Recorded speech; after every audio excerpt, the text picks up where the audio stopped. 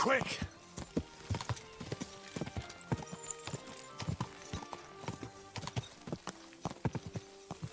Quick!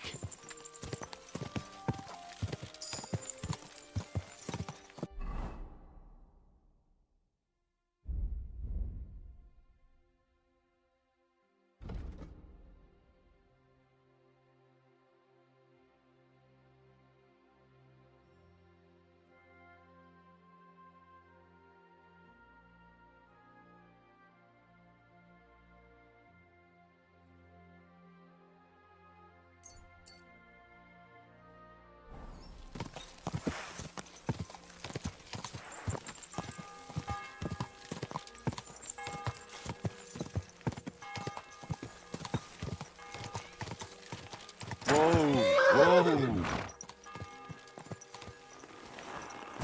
I'm always glad to see polite people like you. God be with you. Greetings, Master Guard.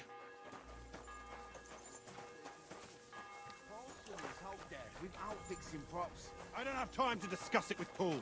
You'll be watching it from now on, all right? Or I'll have to find another vet. You can't just sack me, steward.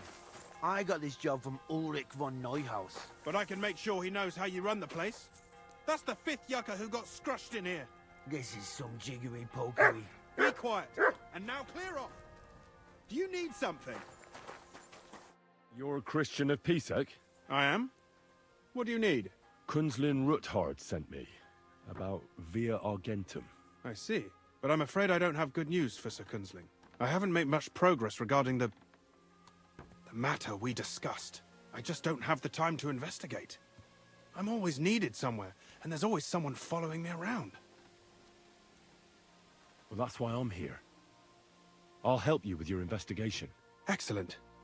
You'd be pulling a thorn from my side. What's your name? Henry. All right. Listen up, Henry. Nobody can know I'm looking into it. It's a very dangerous game, but hopefully I don't need to tell you that. Lord Ruthard mentioned something of the sort.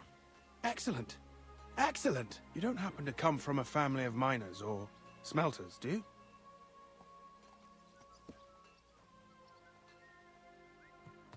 My father was a blacksmith. It's a fine craft. But it won't teach you much about silver mining and processing. I'll be happy to tell you everything you need to know. Now, follow me, please. We need to talk somewhere in private.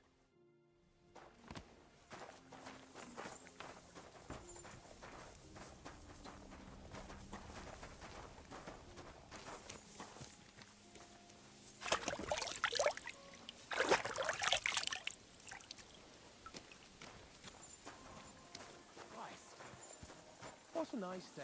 Good to see you.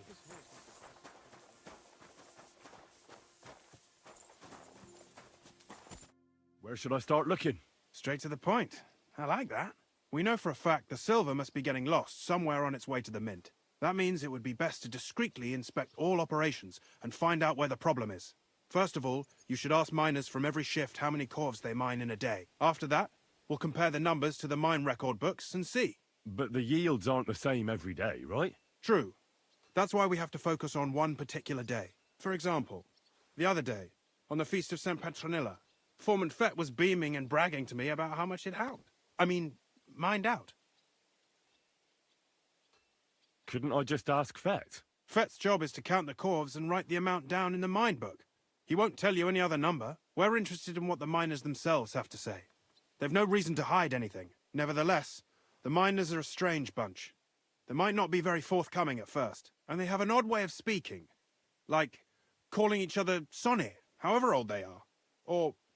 But you'll hear for yourself. You should pretend to be really interested in them, and maybe they'll open up to you. You could be a scholar writing a treatise on silver mining, or perhaps a nobleman interested in buying a mine.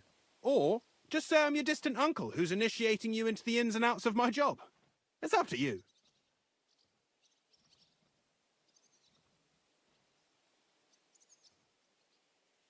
I reckon I could pose as a curious scholar. Suit yourself. Just don't change your story so you don't arouse suspicion. But to the point, each day 3 shifts work in the shaft.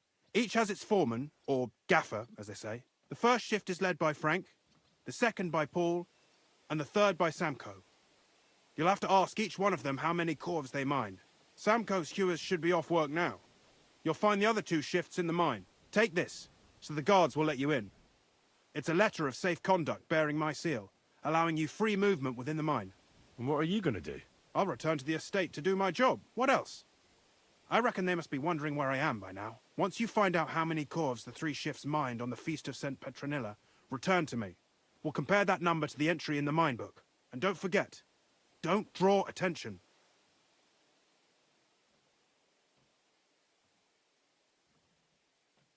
By the way, I've had the honor of meeting your brother, Peter. Well, well. Small world. He was a great help to us at Sukhdol. Even though we had some disagreements, I respect him for everything he succeeded in doing. If it weren't for him, I'd never have been able to do what I do.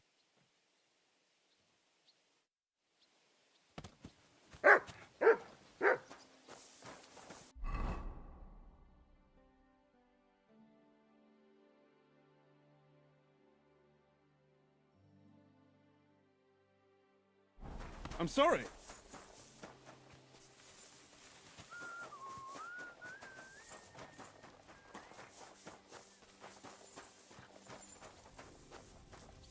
Are you Foreman Samko? Aye, I am. And who's asking? My name is Henry. Stuart Christian sent me to you. I'm a student from Prague, and I'm writing a treatise on miners and mine operations. Why should I care? Didn't you see we're off graft? Sir Christian told me to ask about anything that interests me, and that you'll tell me. Ah, Sonny, I'm so tired. I haven't even got the strength for gabbing. I wouldn't mind having a game of dice, but minus rules. Then I'll tell you everything. What'd you say?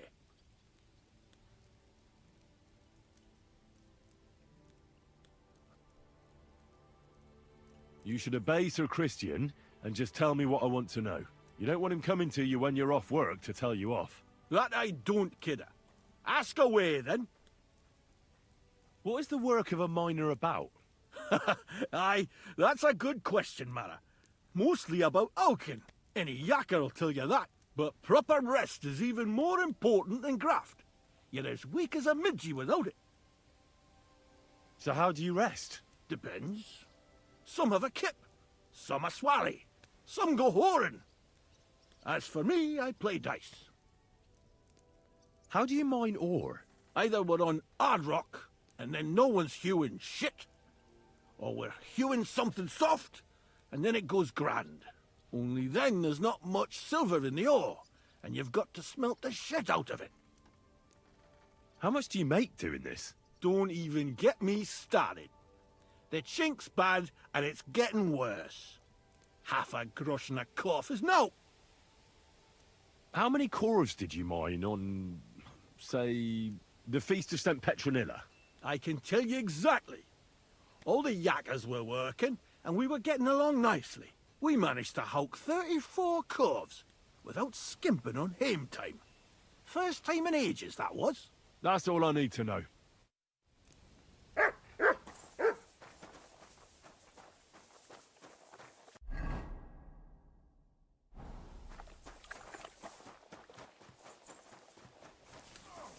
Foreman Frank? What you looking for, Sonny? Can't you see we're hewing? Sir Christian of Pisek sent me. I'm a student at the university in Prague. Henry. I'm writing a treatise on silver mining.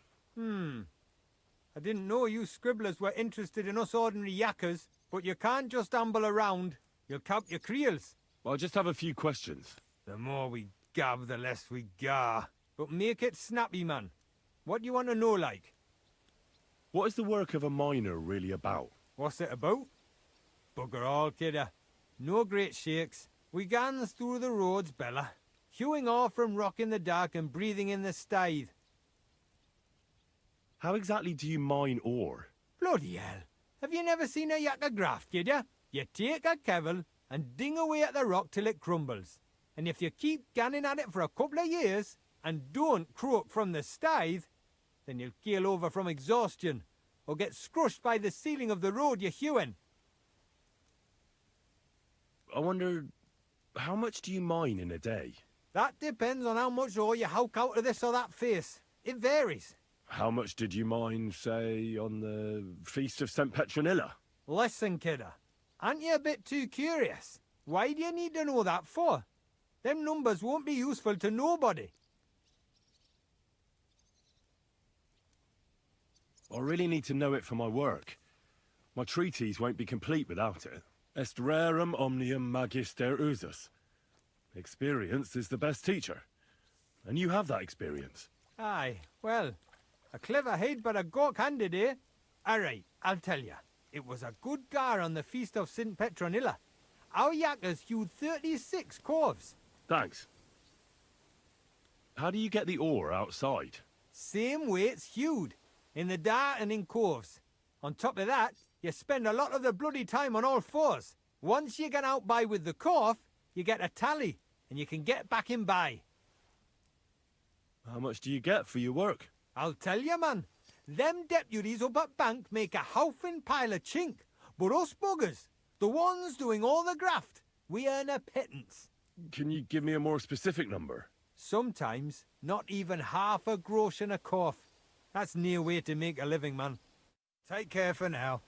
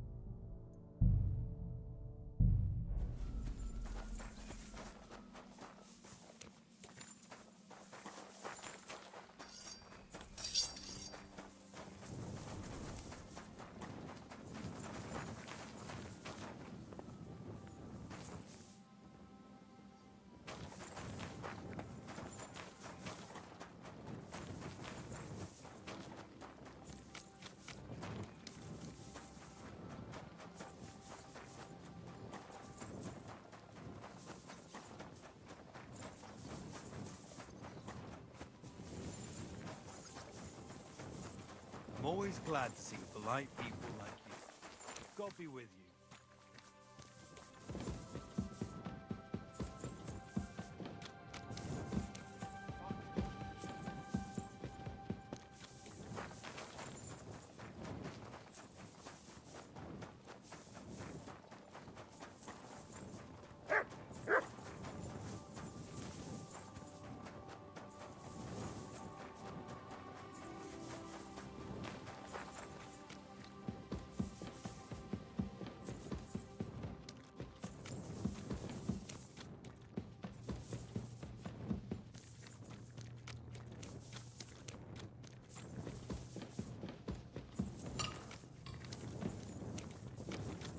At your service, sir.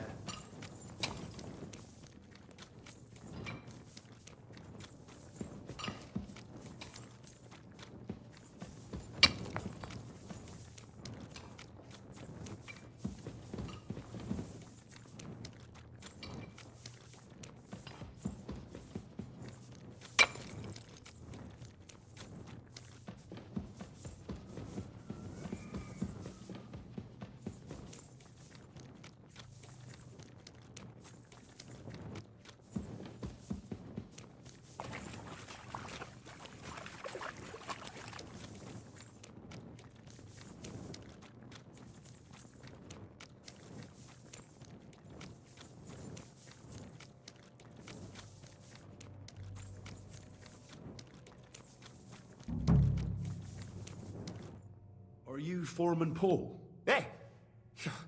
You walk like a ghost, kidder. You gave me a bit of a fright there. Hold on.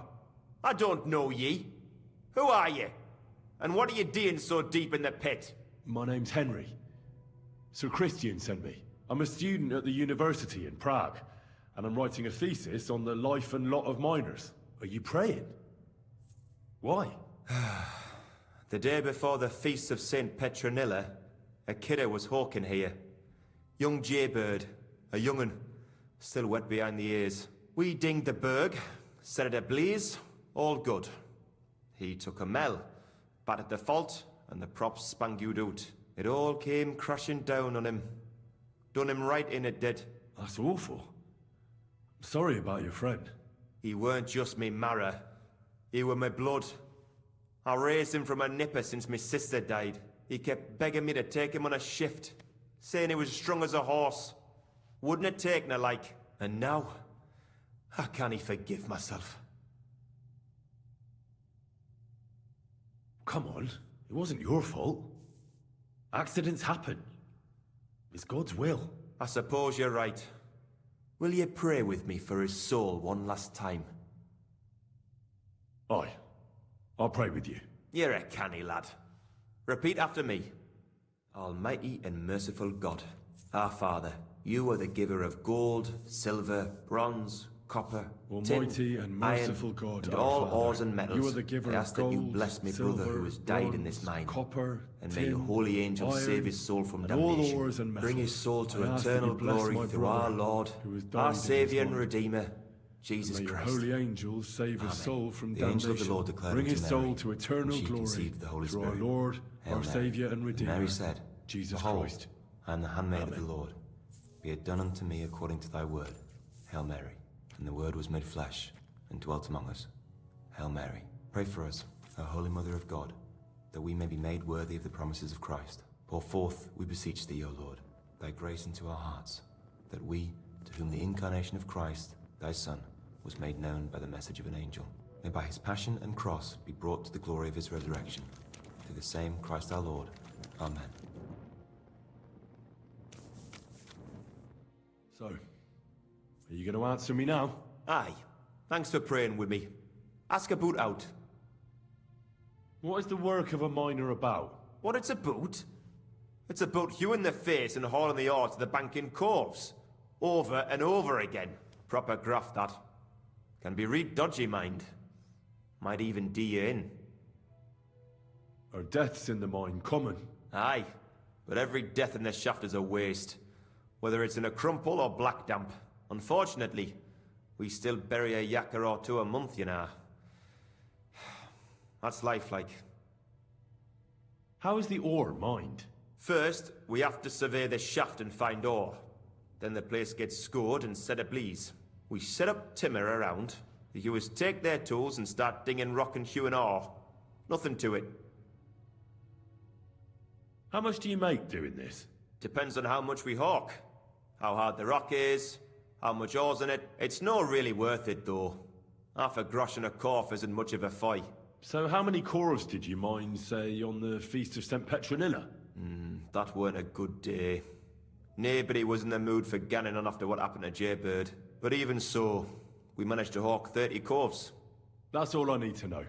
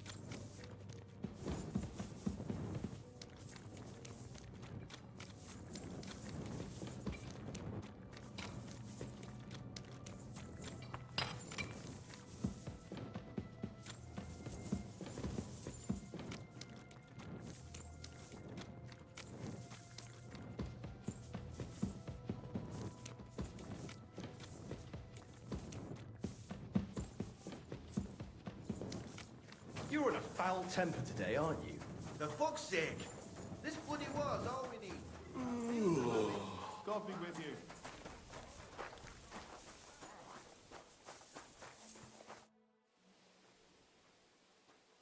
I already know how many corvs the crews extracted on the Feast of St. Petronilla. It was 100 altogether. I see. Meanwhile, I looked in the mine book. How many do you think it says there?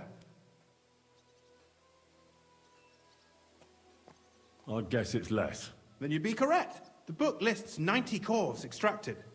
That means 10 corvs of ore disappear each day. But nobody could just come along and take them. We keep a close watch on everything. The unreported corvs must be going out to smelting works with the rest of the ore. That means... What does it mean? that this is fraud of colossal proportions, and that Foreman Fett and Herman the ore merchant are in it up to their ears. What about Vavak? I still think the trail will lead us to him, but we know too little so far. You need to talk to Fett and Herman first. Being involved in the theft of silver is a capital crime, so it should be in their own interest to cooperate. Make sure to promise them no one will know about their crime.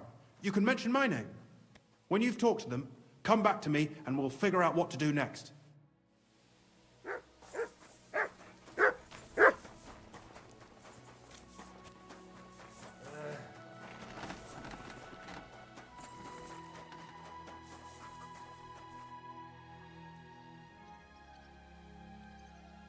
A word, Foreman.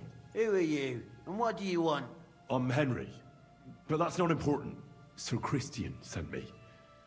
I need to discuss a delicate matter with you.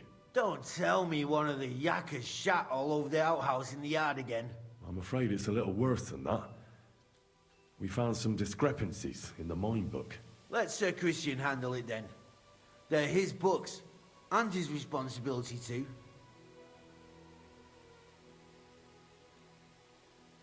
But you're the one counting the corves of ore. Your point being?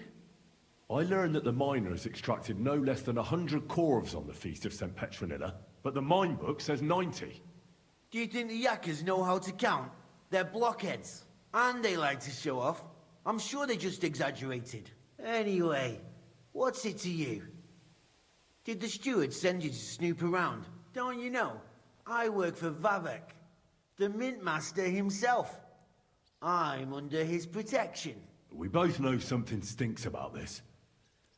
But you're lucky. Sir Christian says if you tell us everything, no one except us will know. I've nothing to say to you. We guarantee you complete impunity. Trust me. It's the best deal you can get. You'll keep your job and your reputation. Damn, Sonny. I reckon I've got no choice but to believe you. As soon as I was made head gaffer, Amara, who works at the smelting works in Grund, came to me. He said someone wanted to talk to me. One of them. So I met this fella in the tavern in Grund, and he told me how it all works. How to cut the books like. He told me the trick was not to report some of the extracted ore, and transport it secretly to the smelters, along with the rest. He made it very clear if I didn't play along, I could have an accident. There was nothing I could do. Who was that fella from the smelter who came to you? He never told me his name, even when I asked. He's a tall bloke, stocky, pockmarked. I don't scare easy, but this bloke was terrifying. How long has this been going on? For some time now, definitely. I heard even former head gaffer Kircher was in on it too. Where can I find him? You can't ask Kircher any questions. He fell down a shaft. They say he was drunk. But I don't think it was an accident. Who pays you on the side? You have to pay the miners for what they actually extracted. I get the extra chink from the smelting works. It's enough for the yakkers and for Herman. Do you think the mint master, Ulrich Vavak, is behind this? I don't know. I've got naught bad to say about Vavak. He treats me canny whenever he shows up. He says if Christian gives us hassle, he'd sooner replace him than me. He really said that. The mint master himself. All right. Just carry on as if nothing's happened. No one must find out we know about the fraud. Christian won't give you any trouble, nor will anyone else. Is that clear? Clear as a bell, Mara. Always silent as the grave.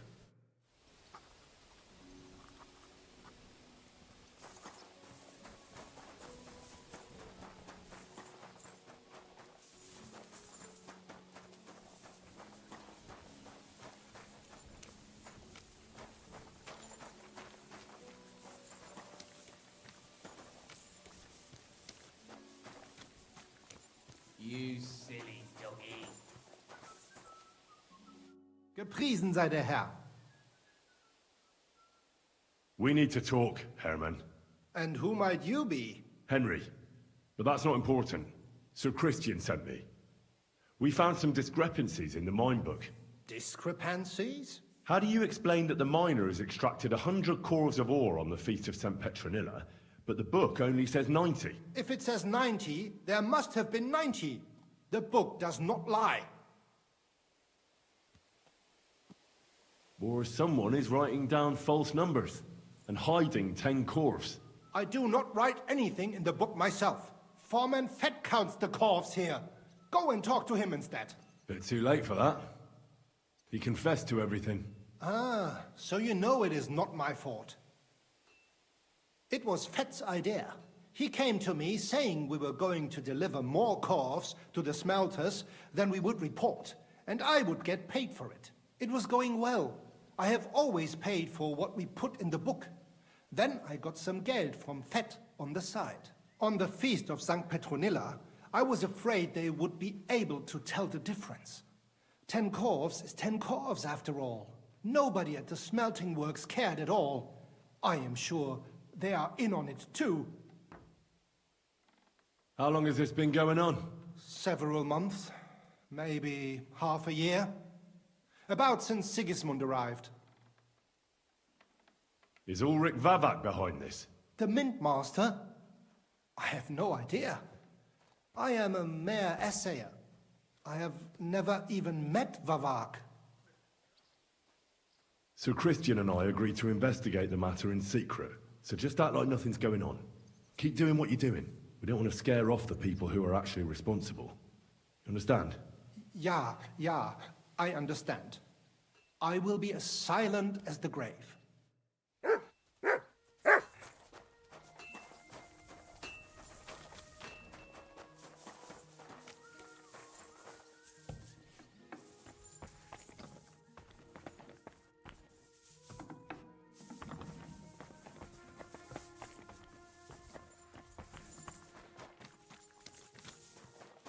Someone's been pampering this one.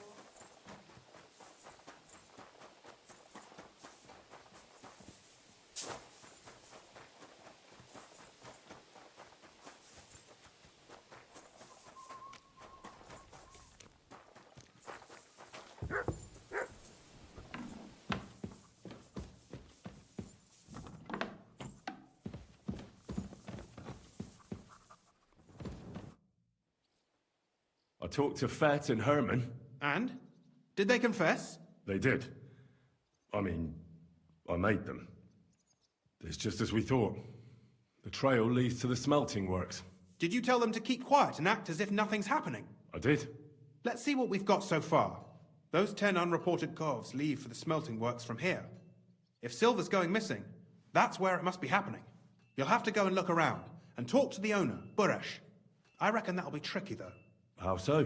Buresh is a very cautious and clever man. I reckon he won't be happy to have someone snooping around his property. But he's the only one who can give you permission to walk round the smelting works without the guards bothering you. Something like your letter of safe conduct. How can I persuade him to give me one? Like I said, it won't be easy. Nevertheless, I found a way you could gain his trust, at least a little. You'll pretend to be a nobleman interested in buying some smelting works, who'd like to get a closer look at his operation. A nobleman this time, then? But be careful. Buresh won't be as easily fooled as the simple pitman here. You'll have to dress like a real nobleman. That means no plate armor, or, God forbid, bloody rags. But listen, don't carry a weapon. Buresh has a morbid fear of someone threatening him. That's why he has a bodyguard with him at all times. You must come to him dressed to the nines and act impeccably, so as not to arouse the slightest suspicion. In short, be charismatic. As charismatic as you can manage. What should I wear? Like I said, some decent clothes. I reckon you can imagine what those look like. If you don't have anything of the sort, visit a tailor in town. I'm sure he can sell you something nice. If you're charismatic enough, Buresh is sure to believe your intent. And make sure you wash up before you go. You can't go and see him looking like some dung soil. What else should I know about the smelting works before I go? In the smelting works, ore from the mines is crushed, ground, and then smelted. They extract silver along with all sorts of other materials from it. Then they give part of the silver to the king for the minting of groschen and sell off the rest, along with the other materials, to craftsmen. What should I know about this Buresh before I talk to him? He's the slyest fox of them all. He comes from somewhere in Moravia, and he moved to Kuttenberg a few years ago. He started to prosper soon after, and not even Sigismund's arrival stopped him. He quickly joined his side. Now he's doing better and better. But whether that means he's involved in something shady, who knows? I got it. Here, I've written you a letter of introduction to take with you and give to Buresh. I reckon he won't be thrilled, but he won't turn you down. Ask him discreetly, in passing, how many corves he took from our mines. If my guess is correct, it should be 90. It still doesn't prove anything, but at least it'll give us a clue. You could get something out of the workers. One of them is bound to know something. When you're in the smelting works, keep your eyes peeled. I'm sure something is going on there. Good luck, Henry.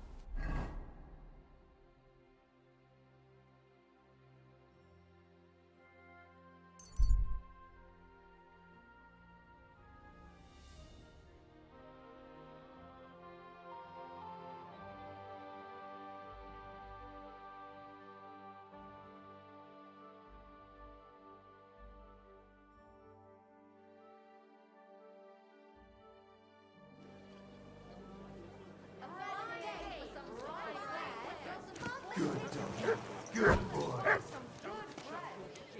Into my yard.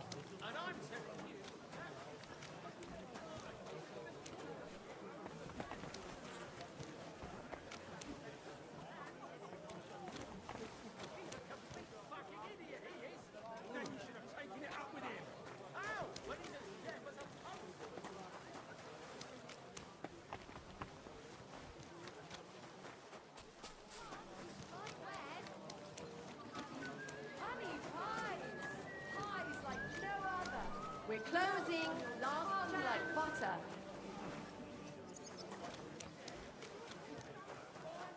It happens. Watch for your words. Is it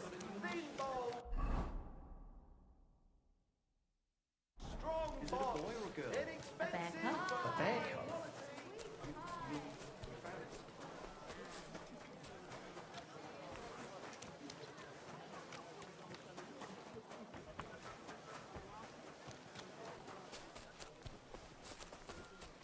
It happens.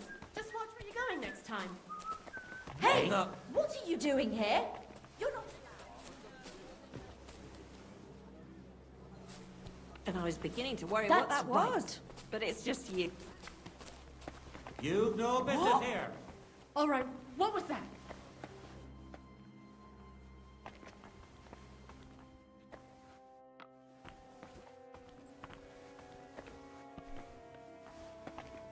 What do you need, bud? I'll have a look at the ware.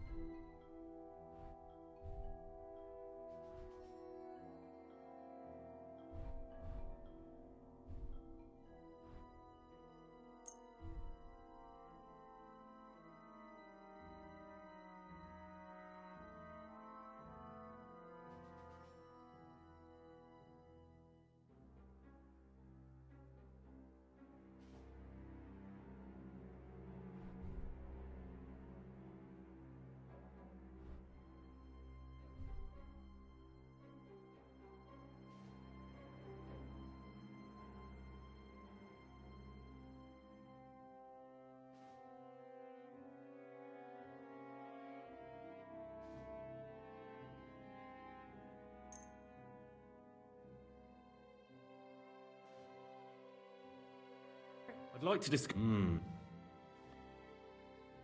How's this? Well, finally. I was glad to be of help.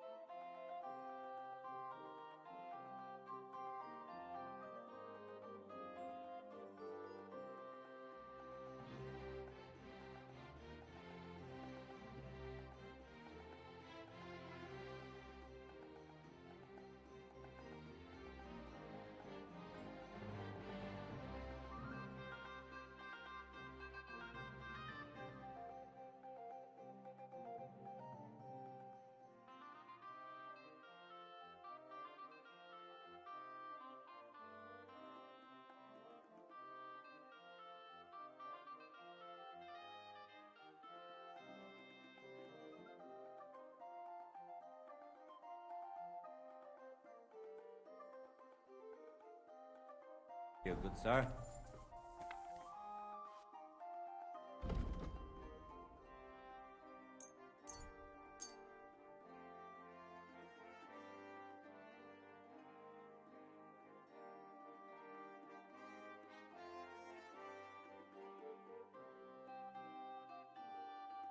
I'd like to do... Finally. I'm glad you found...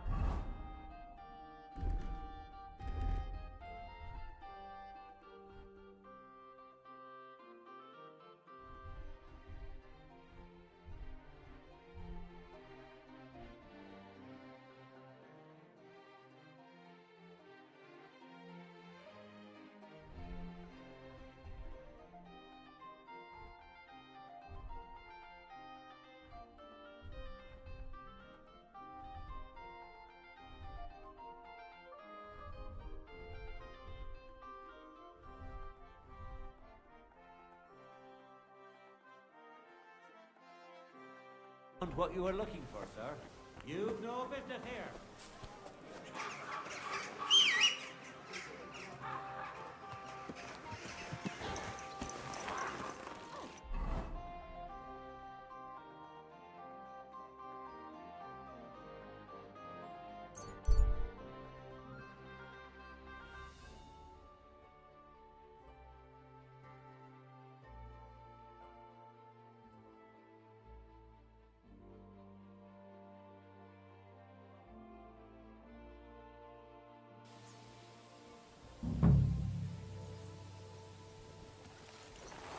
You silly donkey.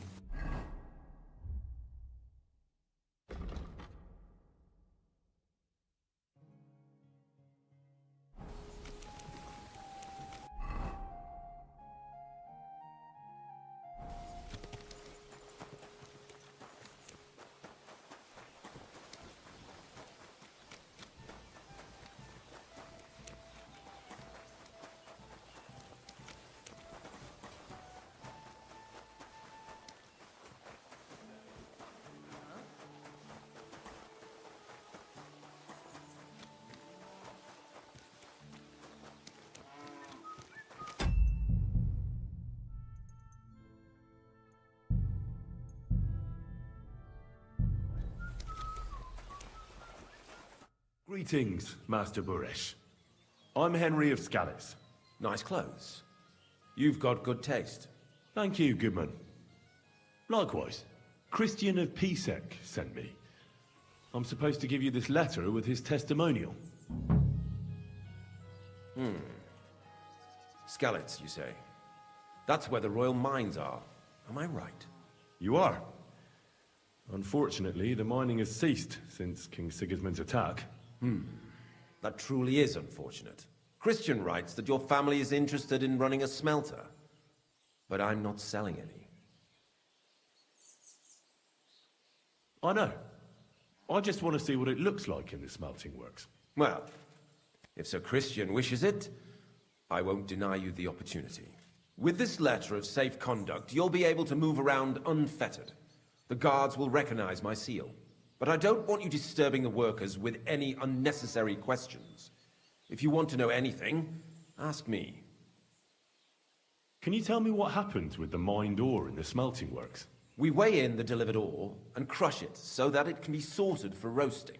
Roasting mainly separates sulfur from the ore, which is why the place smells like hell itself. Then the roasted material is smelted in the furnace and the slag is separated from the matte. The smelting process is repeated until we're left with pure metal. It's then cast into bars that can be sold. After we've given the royal share to the king, that is. How many corves of ore do you process here per day? We don't measure in corves here. I have several ore merchants working for me. They buy ore from various mines. When they deliver it here, we don't measure it by the corf, but weigh by the quintal.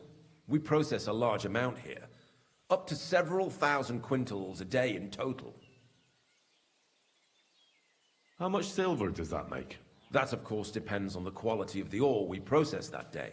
20 quintals of ore usually yield about a pound of raw silver. That then yields a harivna of pure silver. We can make between 100 and 200 harivnas of pure silver per day. Can any silver go missing from here? That's impossible. Everything is carefully weighed and recorded. Every step is counted and checked. Besides, molten silver is rather hard to steal. Once it's cast into bars, we keep them safe under lock and key. How many corves were delivered from Horshan, say, on the Feast of St. Petronilla? Why from Horshan, of all places? I visited the mine there. They told me they'd extracted quite a large amount. You're lucky. I have an excellent memory. It was a lot indeed. 90 corves. God be with you, Goodman. Don't forget, there are limits to my permission. And above all, mind you don't have an accident. Smelters are dangerous places. Farewell, sir.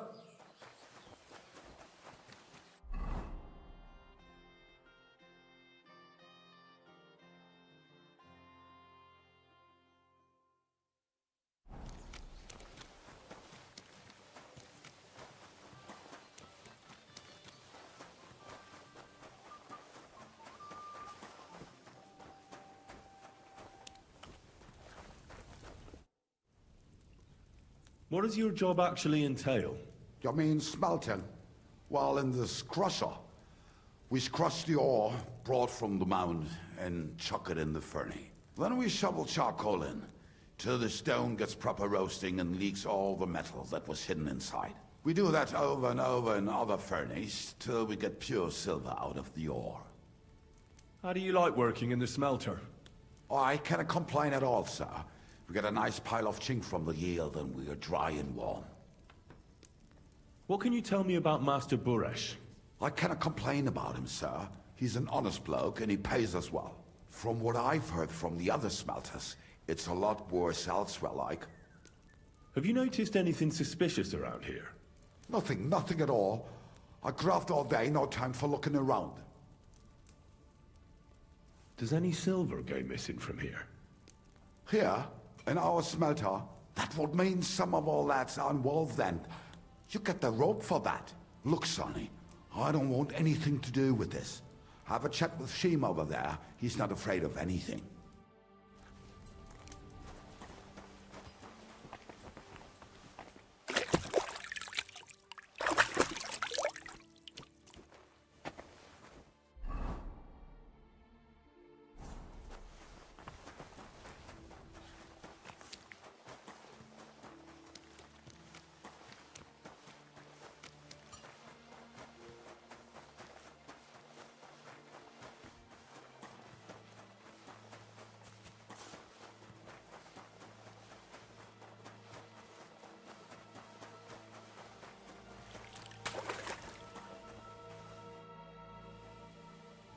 Are you the fella they call Shima?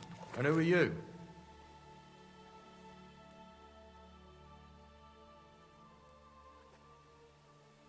I'm Henry. Pleased to meet you.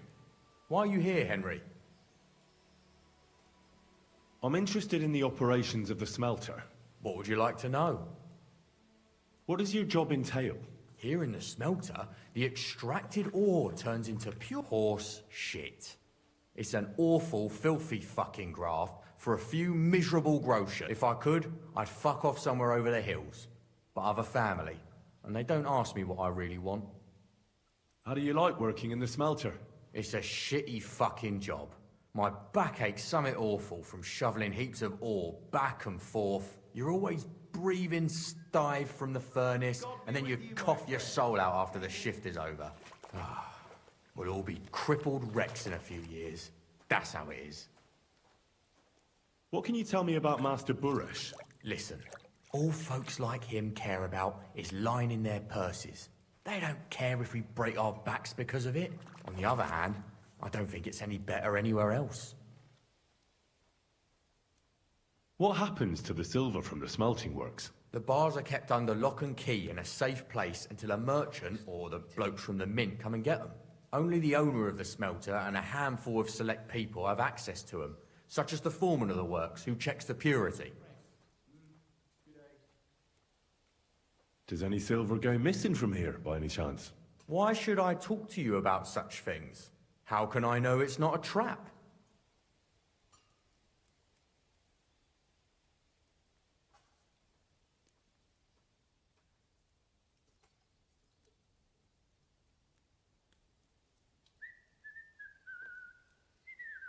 I'm no threat to you.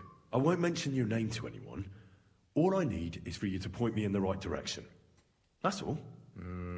All right, I'll trust you. Listen up then. It's Volkmar. He's the head smelter. He's worked with us for years. Recently, he bought stables here in Grund out of the blue. The entire stables. Where do you think he got the money? It's all very suspicious because he's the one with the best access to the finished silver bars. If you want to find out where the silver keeps going missing, go to him. I'll bet you he knows a thing or two about it. But be careful and keep a weapon close. People like him can be vicious. Thank you.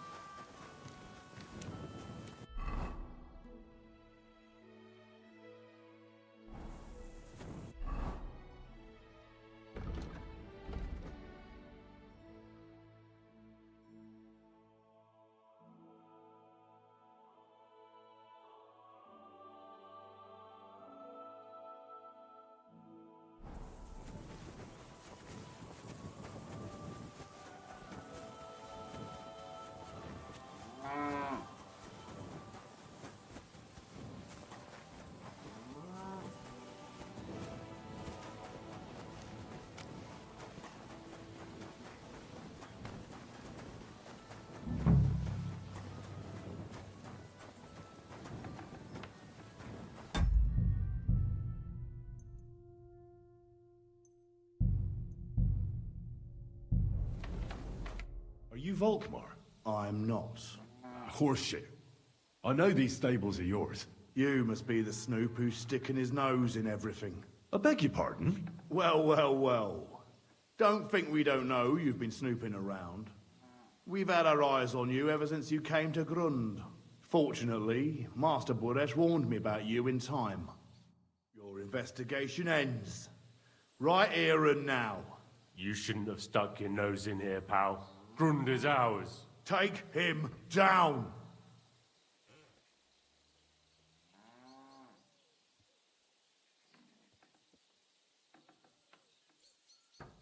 Have you gone insane? You want to attack a nobleman?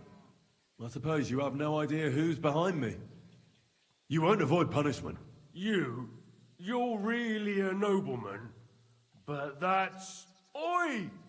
Where are you cowards running to? Go to hell!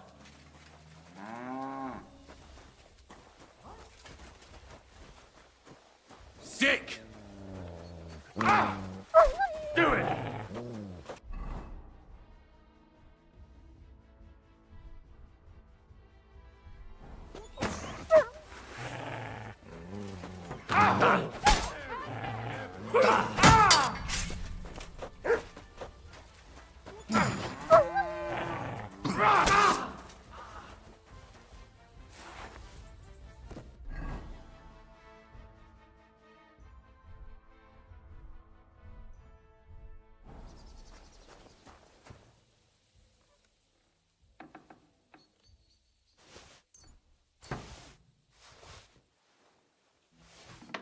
Fucking hell, murder!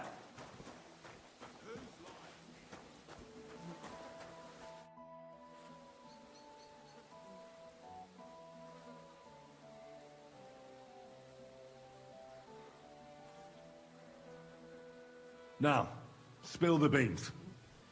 You're responsible for stealing the king's silver? Not me. It's Buresh. If I didn't play along with him, I'd lose my job. All my life. It's true. As Volkmar is my name, I swear on everything that's holy.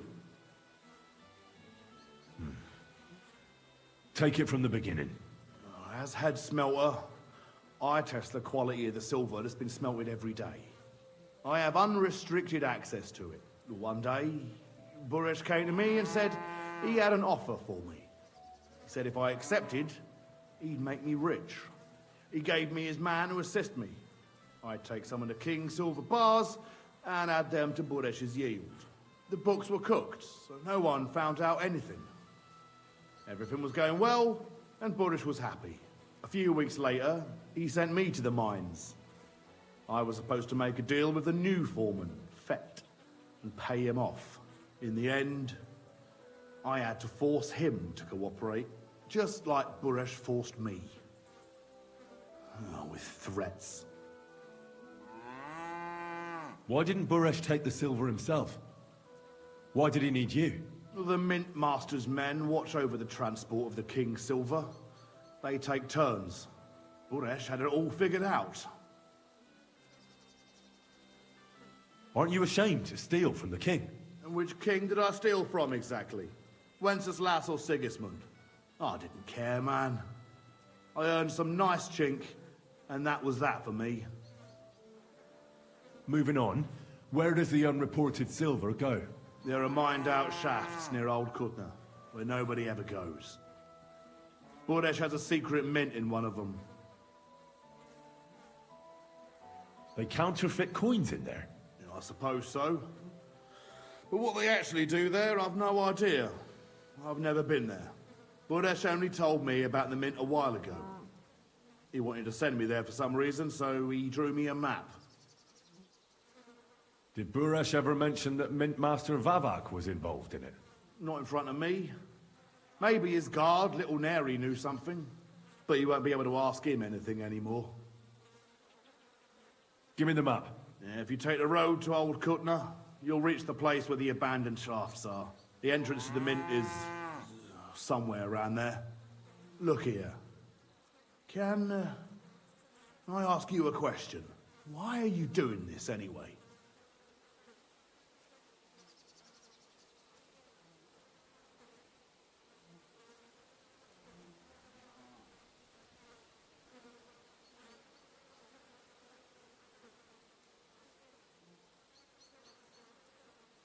I'm convinced Mint Master Vabak is somehow involved in the whole affair.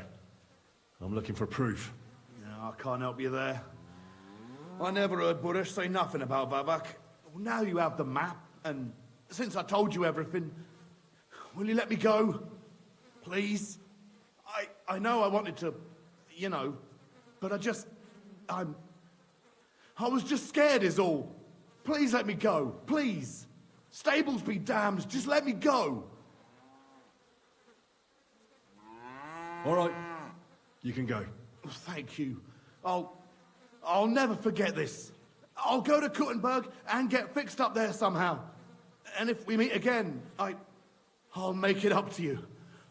I swear, you're a good, merciful man.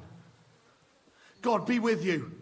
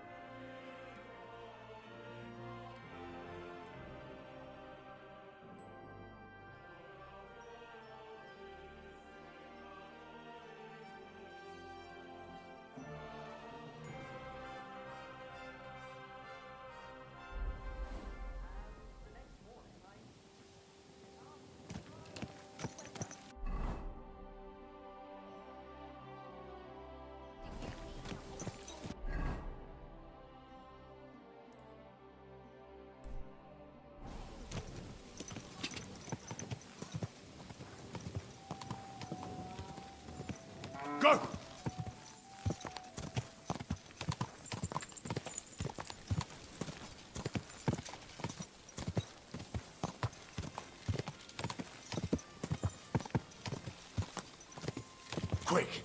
Quick!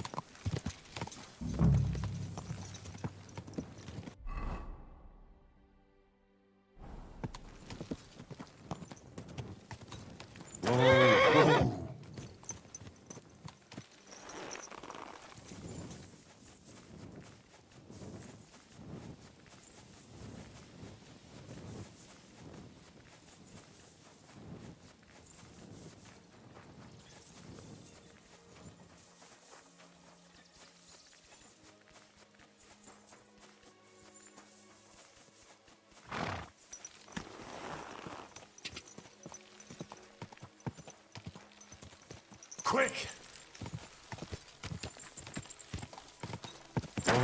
Whoa.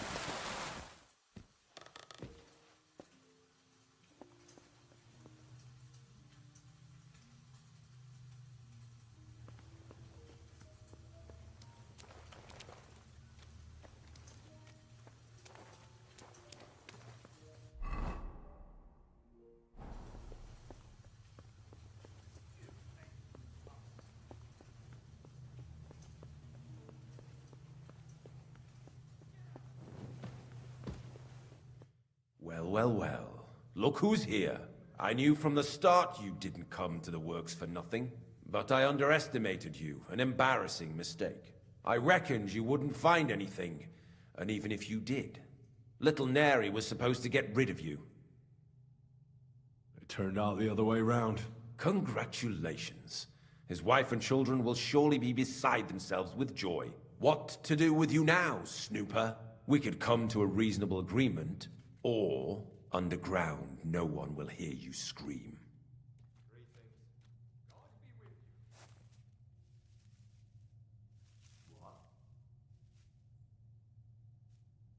I need evidence that Ulrich Vavak von Neuhaus is involved in this whole affair. The Mint Master? That's not true. Wouldn't you rather discuss the price of your silence?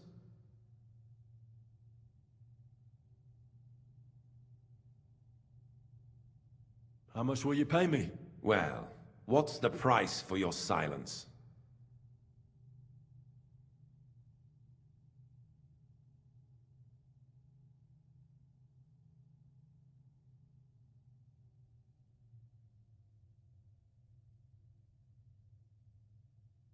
You can't buy me, Burresh.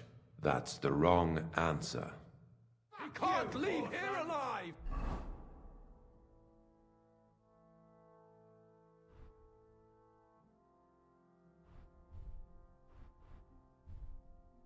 Finish him!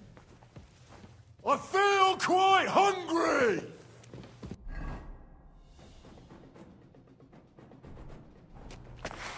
You want to try me?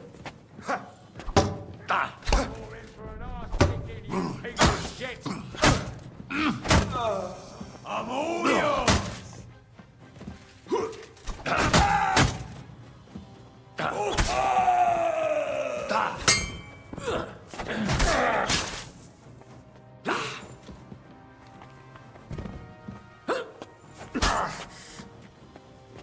Days no one's ever really safe.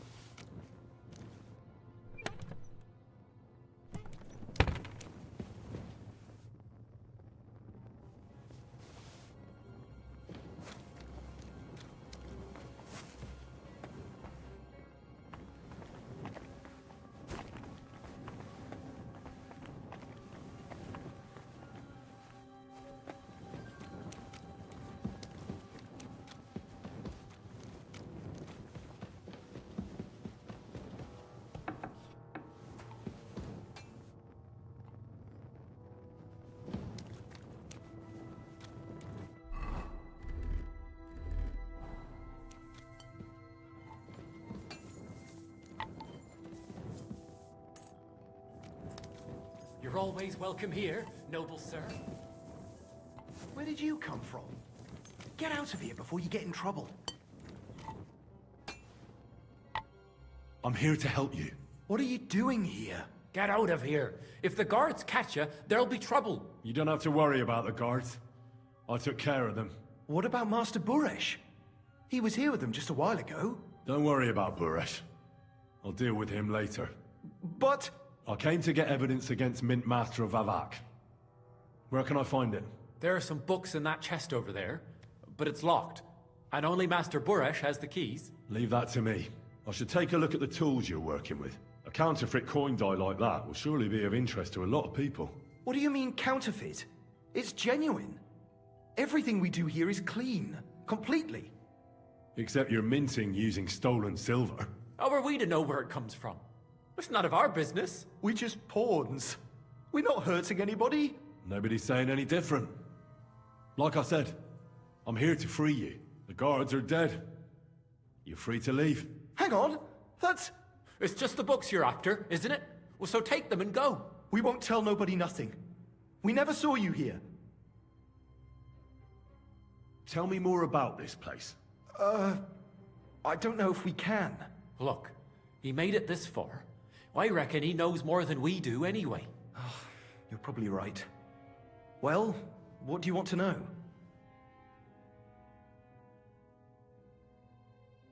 How did you end up here? Through our own stupidity. We used to work in the mint in the Italian court. Then, one time, we got a bit drunk on the job. Well, more than a bit. And the foreman got pissed off and sacked us. But then, the mint master himself came to us and offered us a job on the side. He said we'd work somewhere else, for him. And so, here we are. Who's in charge here? The mint is run by Master Buresh and his people. Especially that big fella. What's his name?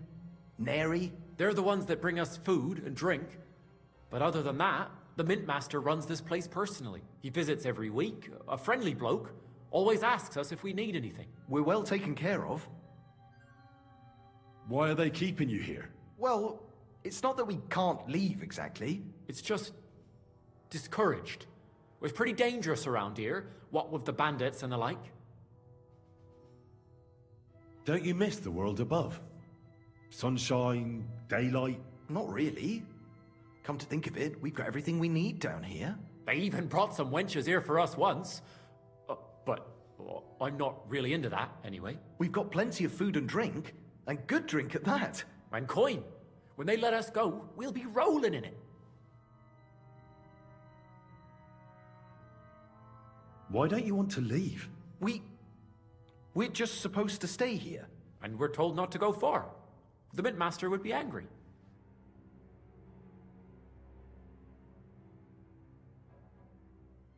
I'll take care of Vavak. You have my word. With the evidence I'll bring against him, he'll be finished. When I'm done with him, you'll be the last thing on his mind. You reckon it's really safe that we could go up top? I'm sure of it. So, if he says the guards are gone... Then we could... What do you think? I don't know. I can't believe it. Me neither. We're really... Free! We're free! Free!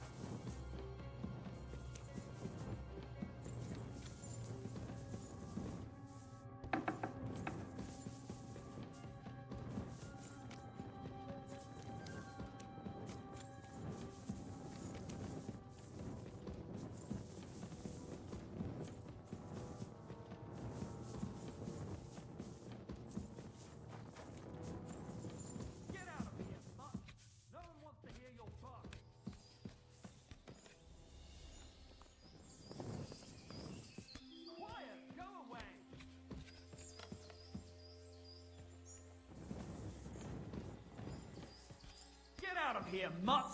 No one wants to hear your barking.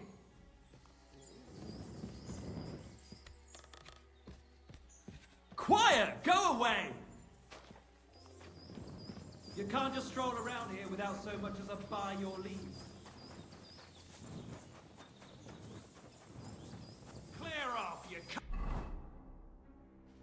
can't just stroll in here.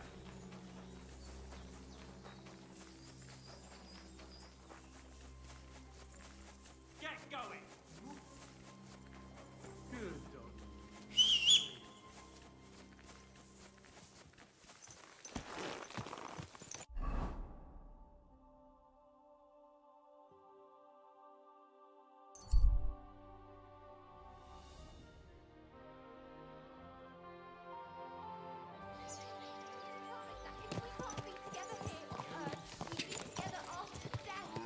Go! Why on earth do you ring so bad? Quick! Quick! Quick!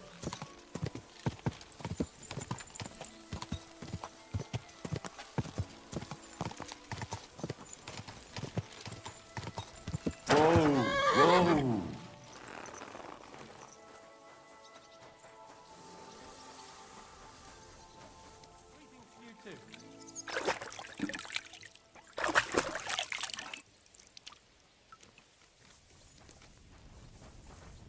You're always welcome here, good sir. I got the evidence against Mint Master Vavak. Really? Let me see. Here. His handwritten records of the whole scheme. There are names, amounts paid, mines, smelting works, yields. I'll be damned. This is perfect, Henry. This could wipe him out for good. Where did you find this? Vavak had a secret mint where coins were minted from the silver they stole. That's where he kept the books. He obviously had it all worked out to the last detail. Remarkable. Did you have any trouble getting it?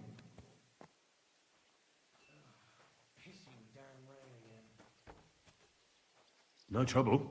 I'm glad to hear it. There's one more thing. Was there anyone else in that mint?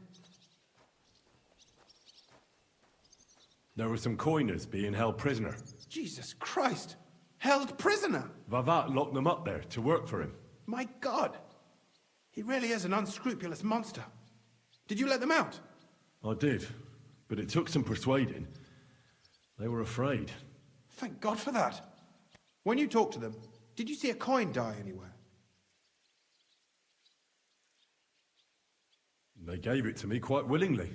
I'm curious. Let me see. Here. What the? It's genuine! That means all the groschen minted from the silver stolen by Vivak are absolutely clean! In any case, we uncovered something big, Henry. But I'm afraid no matter what Master Baresh told you at the mint, no one will believe us.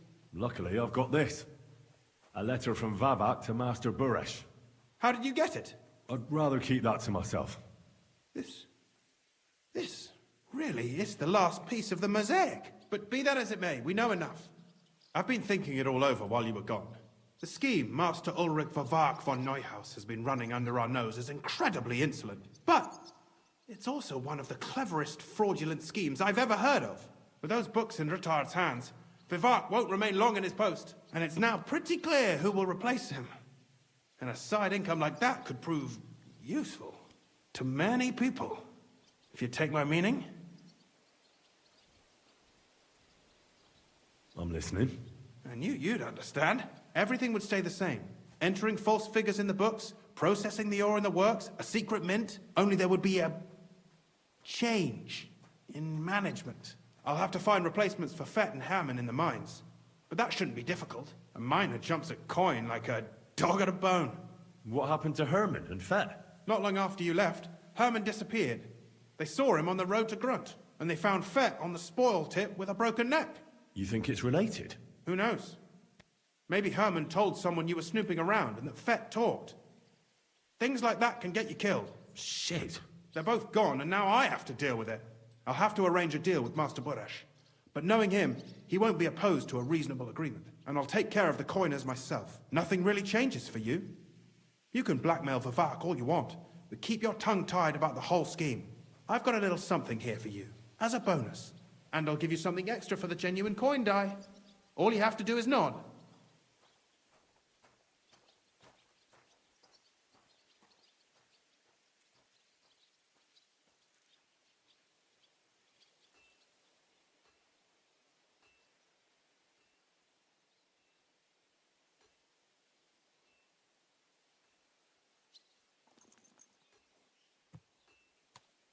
I'm no thief.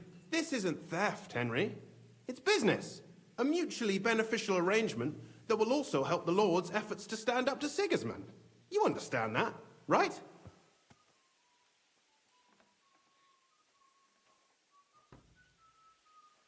It's theft. I want no part in it. Who do you think you're helping, eh? You think you're a hero? My conscience. You'll never get an offer like that again in your life. But so be it. It's none of my business. You made your bed, now lie in it. I'll keep my promise. Here's your books, and here are the copies of the books from the mines and the smelting works for comparison. Thank you. It should help the Rutards. Or maybe not. I'm not sure it was all worth it. Now leave me alone, please.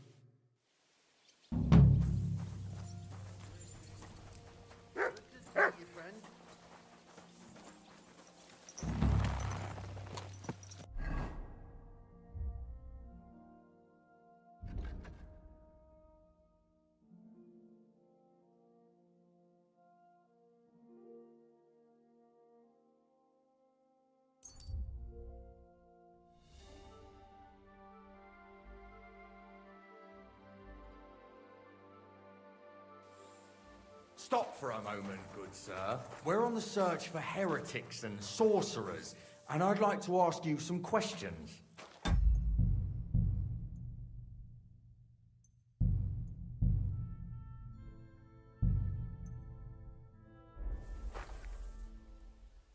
So hear me. I am Brother Adelbert from the Order of Preachers, charged by the Holy Father in Rome to root out all heresy. On our travels through this region, we've heard talk of many sightings of a sorcerer who devotes himself to the dark arts at night. They say he looks like a young man, but his heart is black. He travels the region on a horse, accompanied by a dog, and smells of herbs. He dresses in fine garments to hide the poverty of his soul and character, and tends to be armed.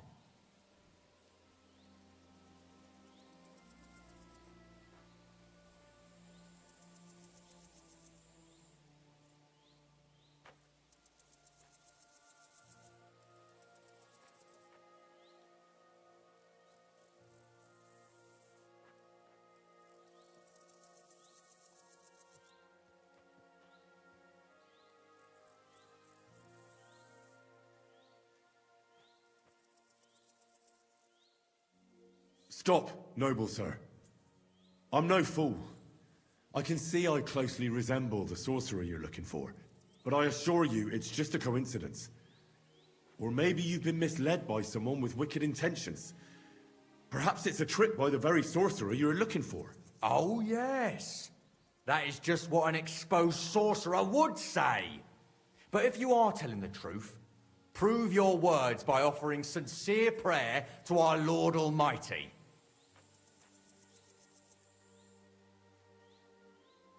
Did you deliberately say you're from the Roman Pope? Might that be because the Archbishop of Prague doesn't approve of your actions here in Bohemia? Don't you dare try your sophistry on me. No doubt the devil whispers in your ear, but you won't deceive me. At him, Domini Canis! Kill you! Victory or death! I'm all yours! I feel quite hungry! You're no match for us, fucker!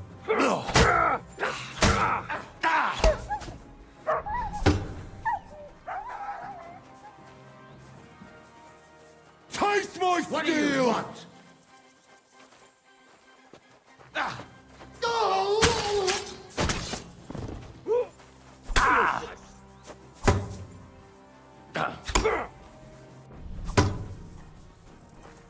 For the cross!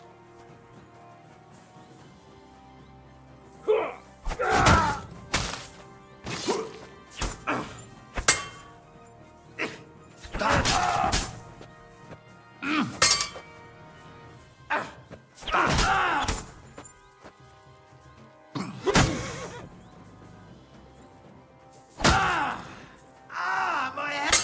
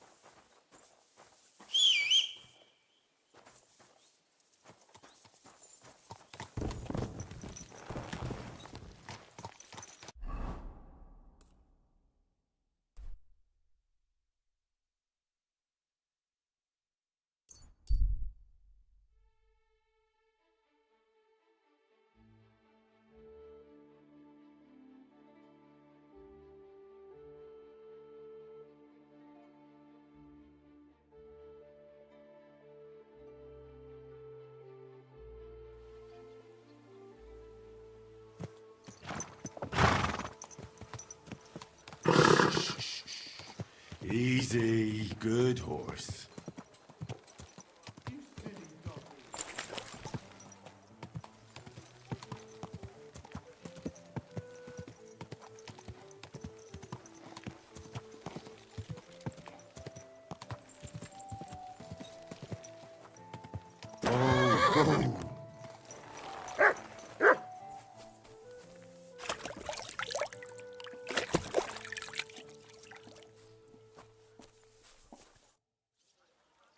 What about the council? Have they already voted on the municipal bathhouse? Henry, we did it! I can hardly believe it, but they voted for me! Really? They voted then? Yes! We are the municipal bathhouse! That's excellent! I can hardly believe it! We won! And Adam's left scratching his head. I'm so happy, and it's thanks to you. I'm so grateful. So it's all over. What now? Now? Now I'll tell the girls to do whatever anyone asks for. Everyone will get what they want here. You won't find girls who are more eager to please. And who have the prettiest arses to slap. Now with the municipal bathhouse, I want this place to be special. That sounds wonderful. Aren't you afraid Adam will find out what happened? Let him find out. I've got the certificate, and nothing can change that. He's been bribing the council for years now, so why should it matter if I swing the balance in my favor for once? Balls to that! Now that we've got the result, how about some kind of reward for me? Of course. My door is always open for you. Come for a bath, get your clothes washed, have some fun. Everything's on the house. And if you want to learn something about herbs, go and see Ma. She'll be glad to help. Thanks very much. I'll take you up on that. I'll be on my way. Thanks very much, Henry. That's twice you saved my business. Drop in when you're in this part of town. You'll always be welcome here.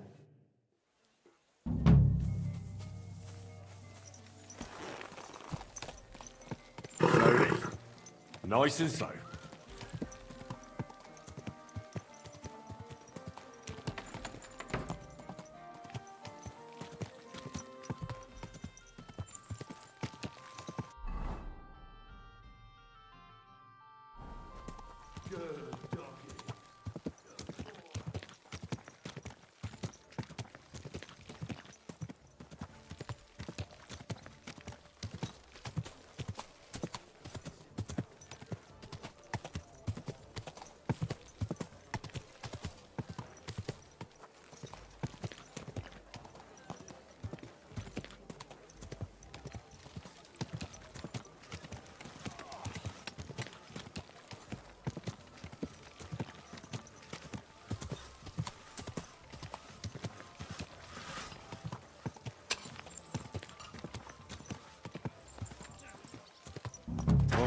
Whoa. I'm always glad to see polite people like you. Hey, what the hell are you poking around here for? I'm Henry. Your lord's expecting me. Ah, so you're the one. He did mention you, that's true. I'm sorry for being so harsh with you, but we were attacked recently, as you probably know. So we're a lot more cautious now with strangers hanging around. Well, I understand. But I need to speak with Lord Ruthard as soon as possible. Of course. Follow me. Well, we're here, but you'll have to wait a while. As you can see, Lord Ruthard has an important visitor, and it seems they haven't finished yet. I understand. And what now, Martin? Did you speak to Jerome Naz? Will he support us? He won't. He lent a lot of coin to Sigismund, and now he's stuck with him. Sakra. He's scared. As soon as he does anything to upset him, Sigismund will denounce him as a rebel and right off the dead. Damn it! Has always counting groschen not left room for a grain of common sense in that head of his? Jerome is a vain man. I'm sure he's pleased when the Hungarian king himself listens to him. He was boasting that he'll be in charge of some church talks in the Italian court. There is no way we'll change his mind. But you've been to see other councillors too, haven't you?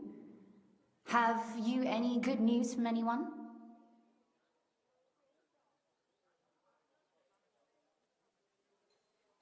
I've got good news for you. Concerning Mintmaster Vavak. I've heard about his crimes against the crown, and it's no trivial pilfering. Are you sure the accusations are true? I've got proof of everything. Ha! God bless you, lad. Finally, some good news. It seems that this young man came to brighten my day. Who do I have the honor of addressing? Martin, this is Henry, our ally from Liechtenstein. Henry, this is Sir Martin Odorin, Lord of Rabosh, a loyal supporter of King Wenceslas, as no doubt you've already deduced.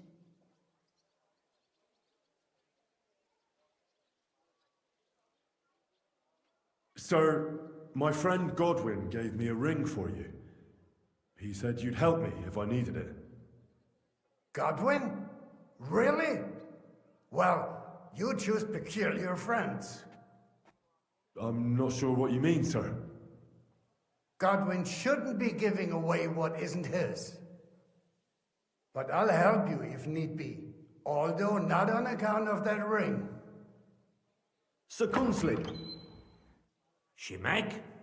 What's going on? Mintmaster Vavak is heading here with an armed cohort. Right now?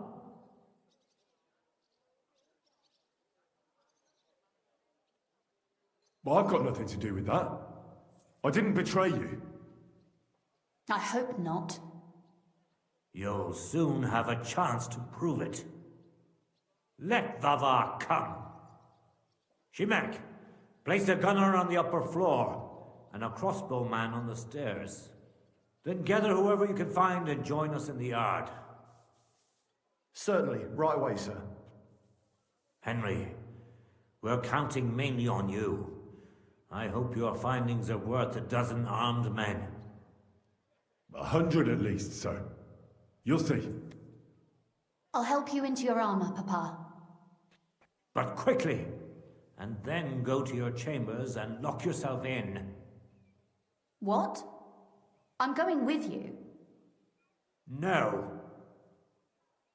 So go to your room, take your precious crossbow, and if things turn out badly, shoot any of Vadark's whoresons who stick their noses through the door. If something were to happen to me, you're the next in line in our family. Don't forget that. I love you, Papa. God Almighty, hold your protective hand above us. Greetings, Sir Ruthard. Your gate was open, so I took the opportunity for a little visit. No gate is closed to you, is it? The gates of hell are especially looking forward to your visit. But you're more than well aware of that, eh? Since you don't dare leave home without a horde of men-at-arms. My men aren't here to protect me, but to enable me to keep order when needed. And today, I got the feeling that order is just what's needed. Or do you disagree, sir? Weigh your words, sir. One might take them as threats. And be assured, we're very well prepared today for anyone who might threaten us. Threats? A warning, more like. A friendly warning from the Royal Mint Master. Lord Ruthard, I'm offering you one last chance to surrender your mining rights to me. If we agree, neither you nor your family will have anything to fear. If not, the king will hear of the serpent you nurse in your bosom. And this time, you'll lose not only your fortress, but also your honor and status. Enough! Do you think you can insult me in my own home? Do you imagine you could do as you please just because you have Sigismund's favor? That can easily change when the king learns of the serpent you are nursing in your bosom, to cite your own words, sir. Only, considering what I know, you might lose a little more than your honor. Like your head, for what it's worth. How dare you?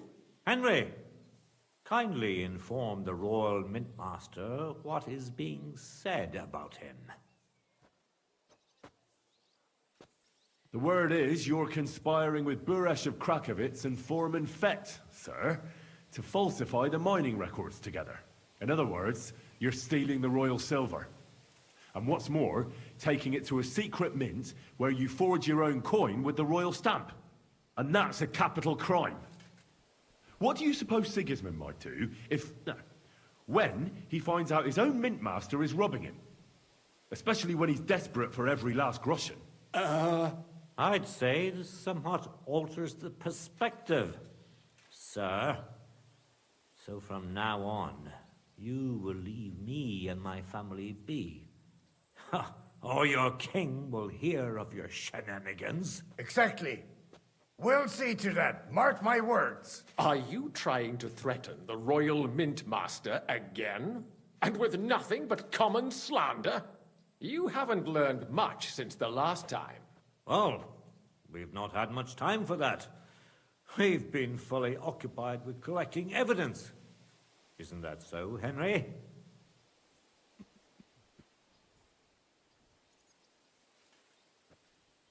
I know about your account ledgers and the ones from Buresh.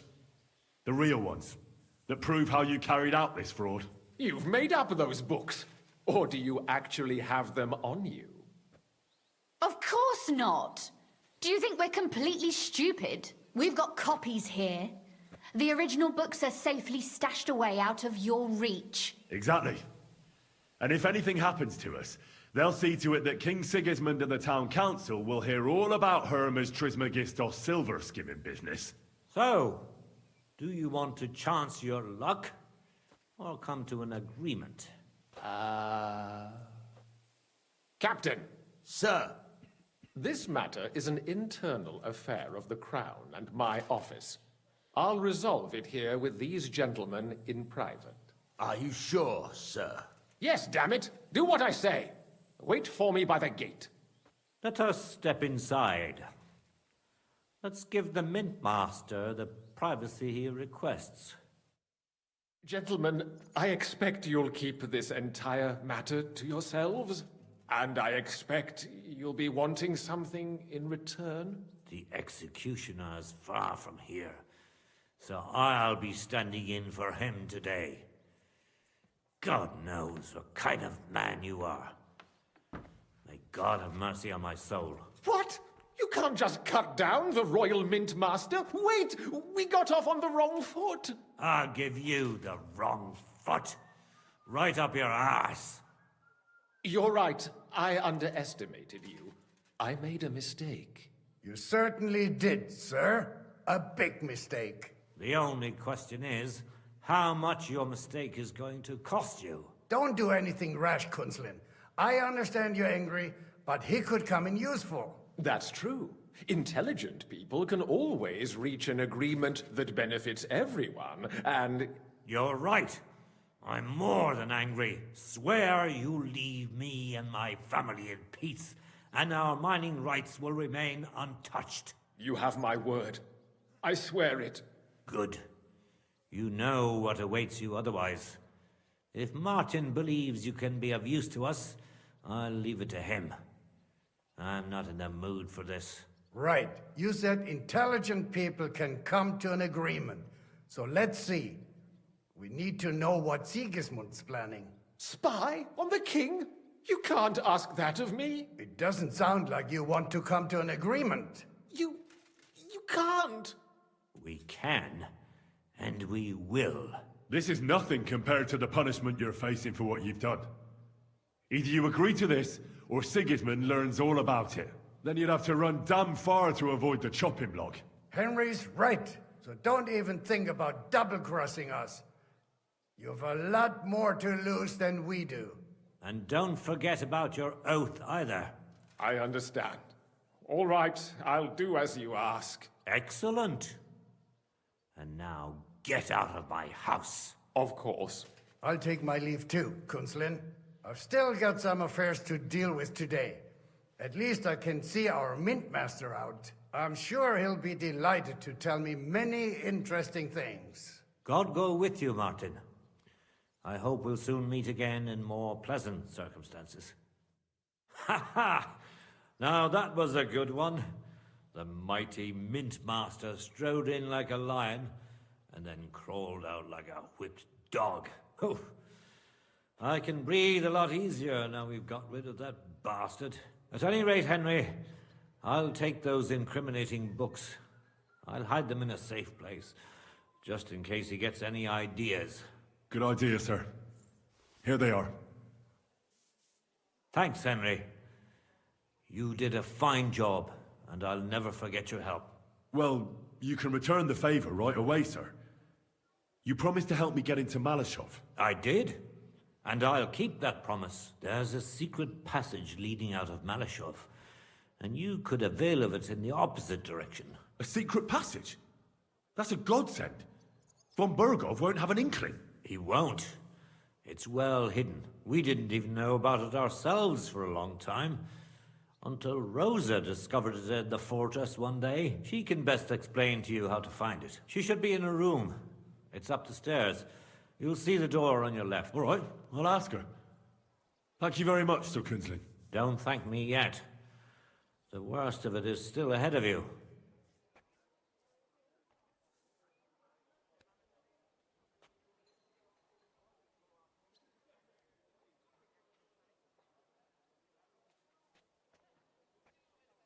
Nobody will be expecting me. The passageway is an advantage that works on my side. Besides, I've got my spy coat on, which makes me hard to spot. I can deal with any locks, and if I come across anyone, I'll take him out without a sound or a trace. Well, it looks like you know what you're doing, and that you've done it before. I'll pray for your success.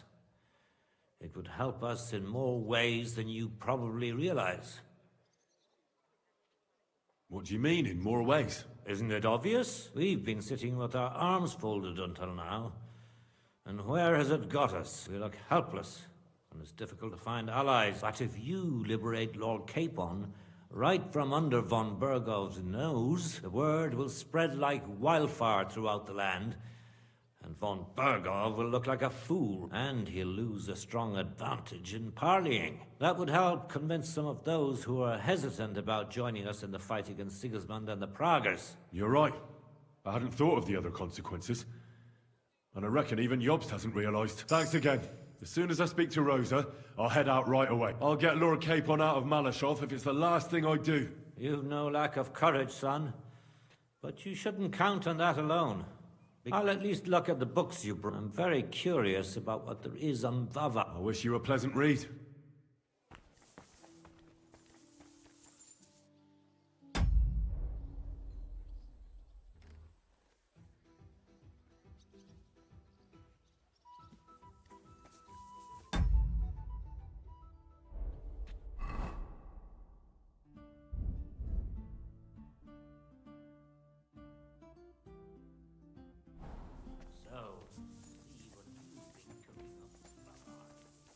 I've got a feeling you're looking for me, Henry.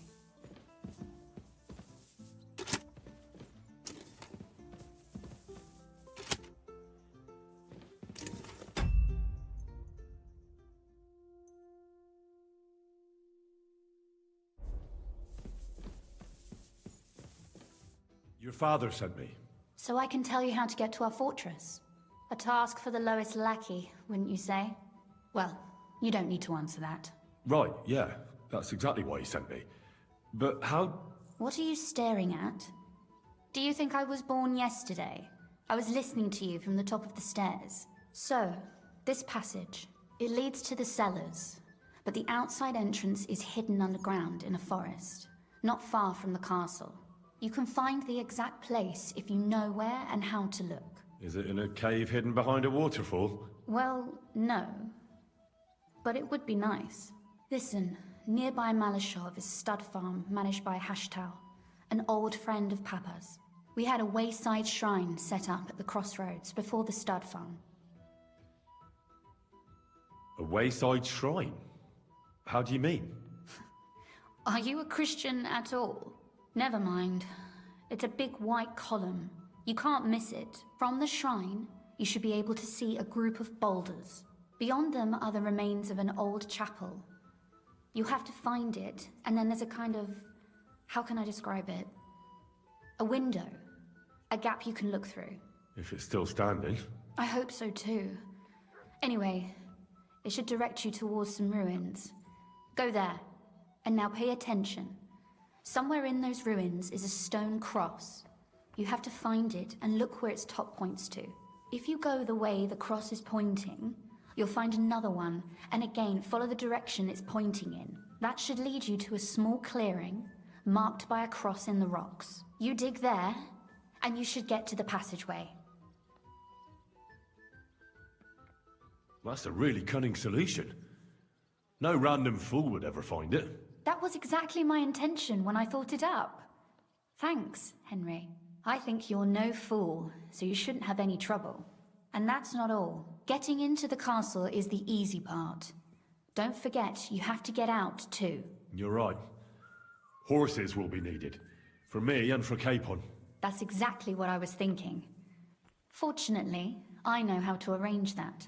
Stop off at the stud farm I told you about, and ask Hashtal for horses.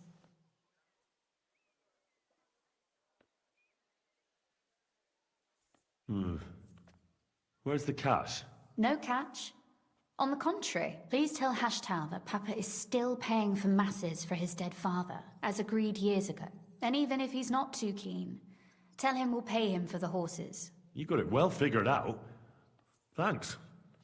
Don't know how I'd manage without you. You've done plenty to help, and now it's our turn. Papa said something like that, didn't he? You know, you might not be aware of it, but you saved us from a mountain of trouble. Papa would never admit it, but alone, we wouldn't be able to resist the Mint Master for long. You've earned the right to the gratitude and friendship of our house for all time. Well, I'm glad I could help you and your father. The pleasure is ours. But tell me, would you do it if you didn't need our help in return?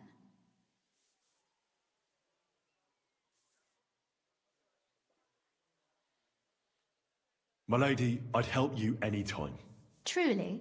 In that case, you certainly won't refuse my request for a little service? But you mustn't breathe a word of it to anyone. Understand?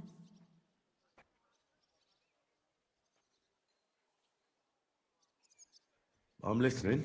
I wanted to ask you, since you're going to be at Malashov, if you could bring me something from there. And what might that be? A book. It has great value to me, and I was starting to worry it would stay there forever. But if you're going there now... And what book is this that's so important? It's hard to explain to someone uninitiated in the mysteries of writing. What do you mean, uninitiated?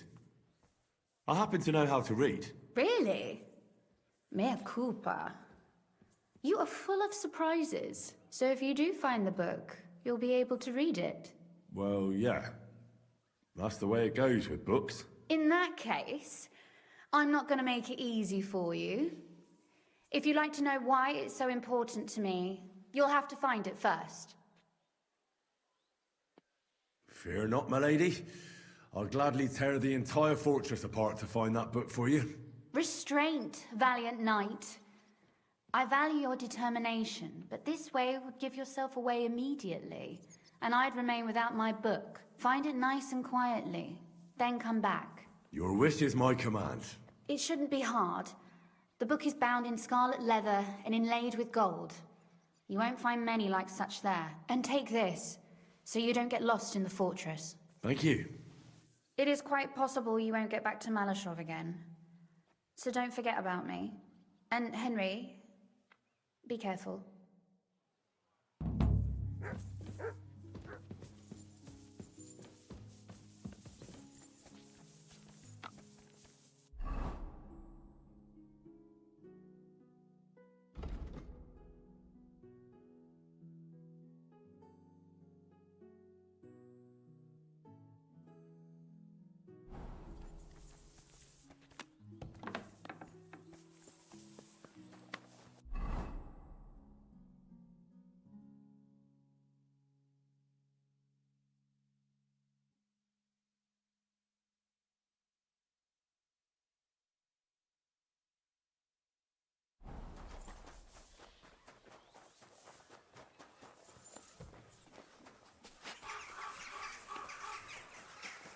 You silly doggy.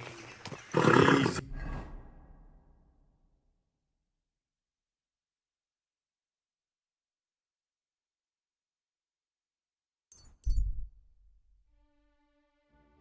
Easy. Nice and slow. Easy. Good horse.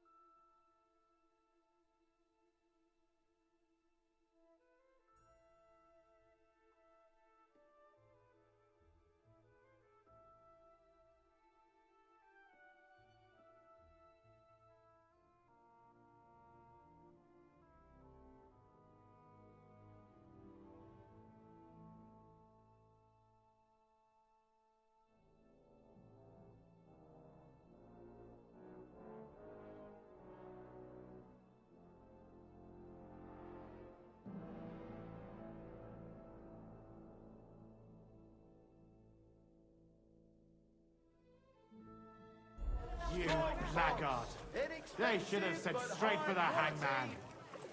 Pears! Delicious pears! Juicy pears! Leather pouches! Pouches, belts, straps! Just imagine. The other day, I was standing in the yard when I saw this. Bowls, pots, hot lids! The fun. Talk!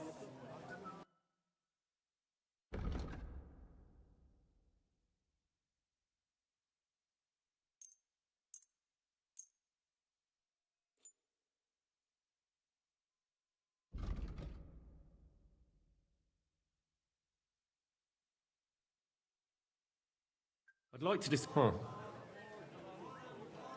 Aye. Thank you, sir. And come again. Sound as a bell!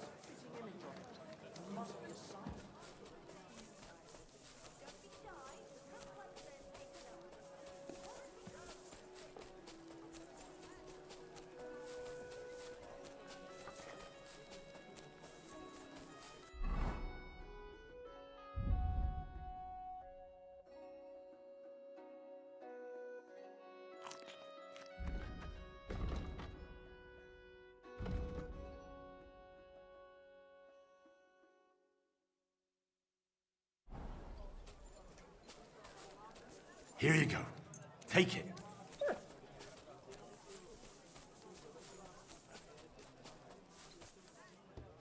Willkommen, mein Freund. Ich bin gleich bei dir.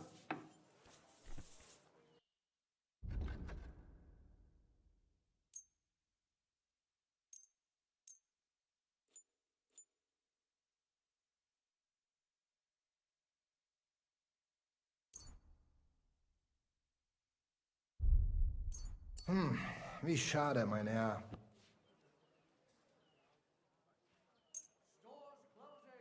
At your service. Word about. Sehr gut. I kenne. Ausgezeichnet. Du hast ein gutes Geschäft gemacht, mein Herr. Lebe wohl.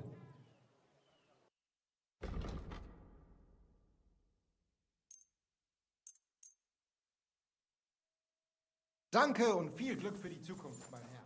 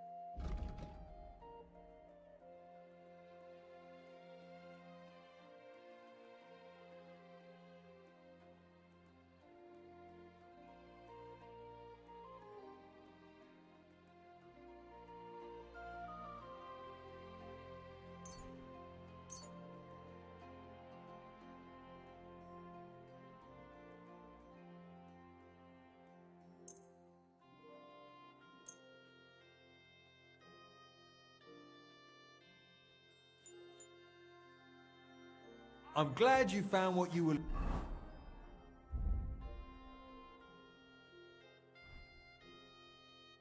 looking for, sir.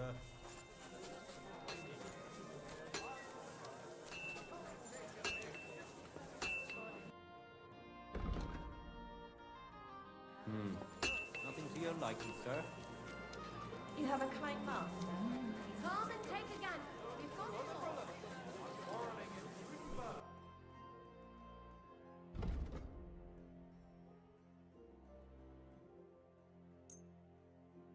Let's talk about... Well, I was glad to be of help to you. The city has come under the Malin parish. Relations between the parishioners. Monastery.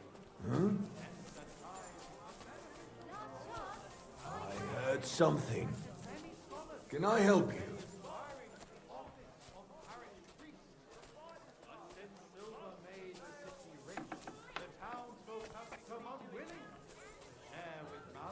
You better feel something.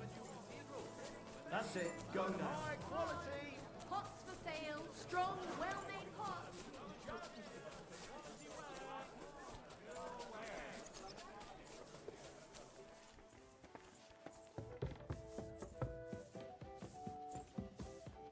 Careful.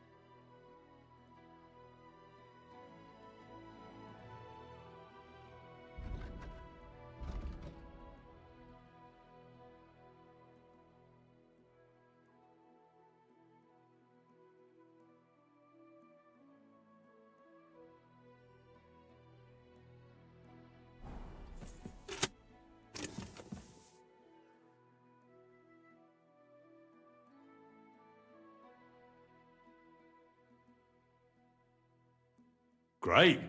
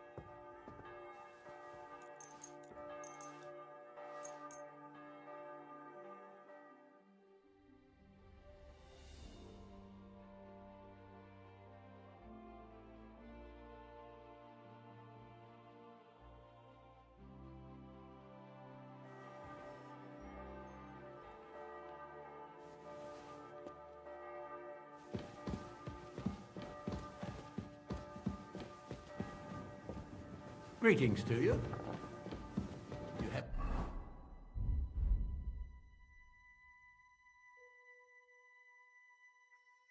enough onions for the soup? I don't know yet.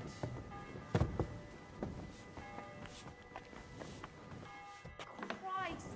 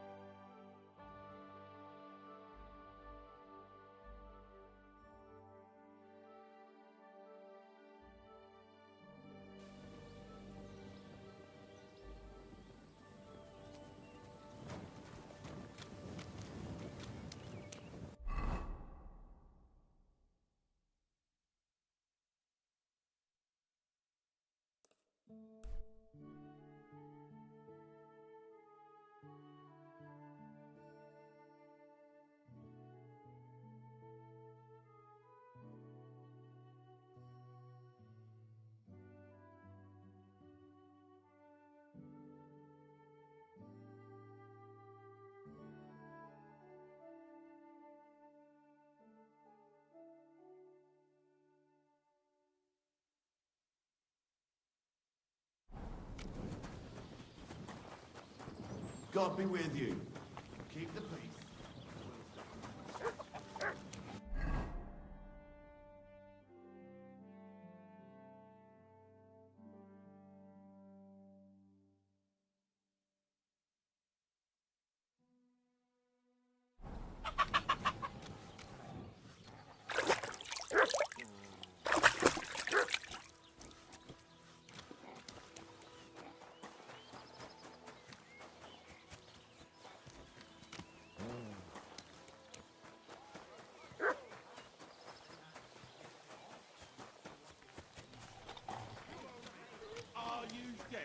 I'm not giving you a thing.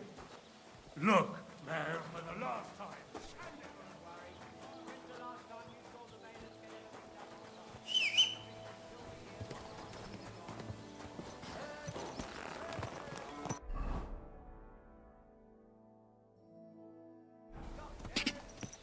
Go!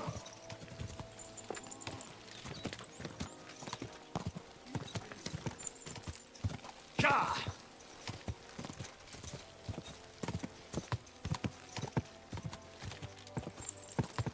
Go!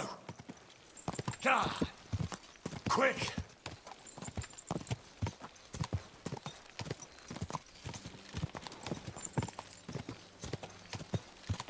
Quick! quick!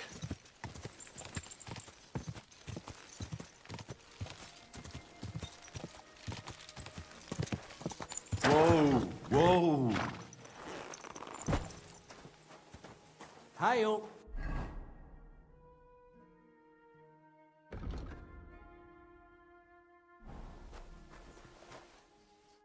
What would you like?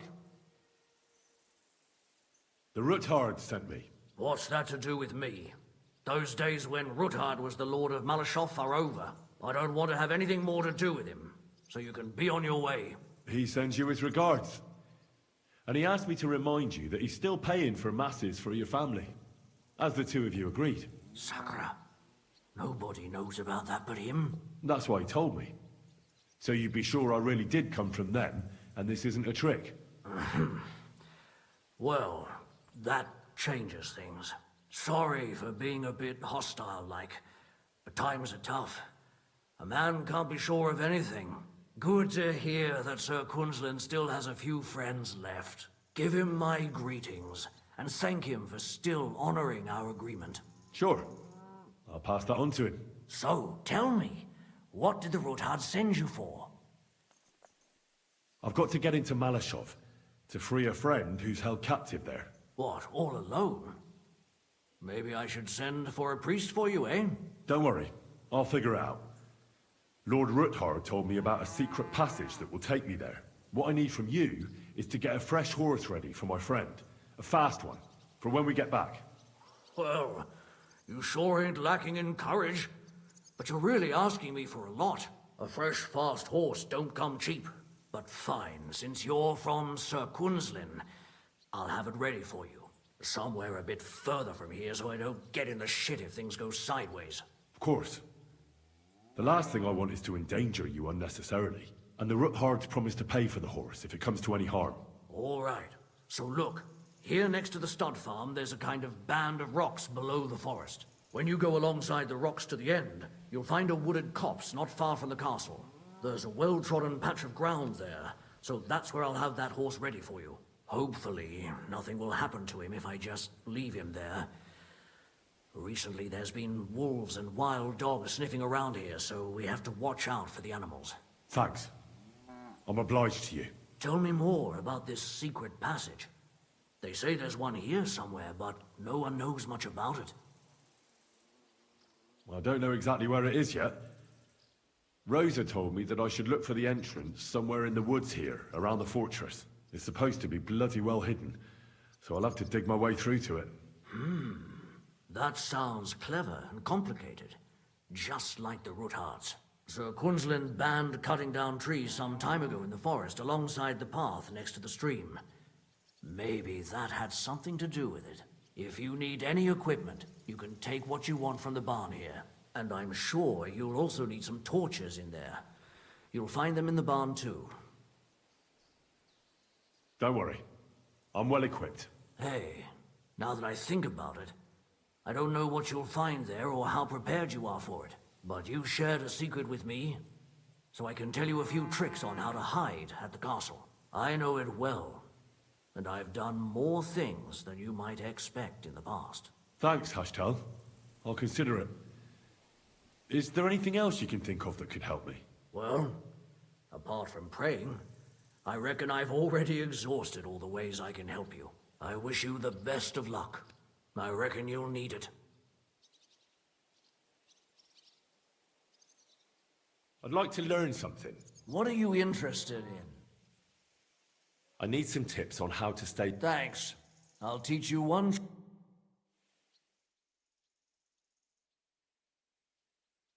God be with you, my friend. Greetings to you, friend.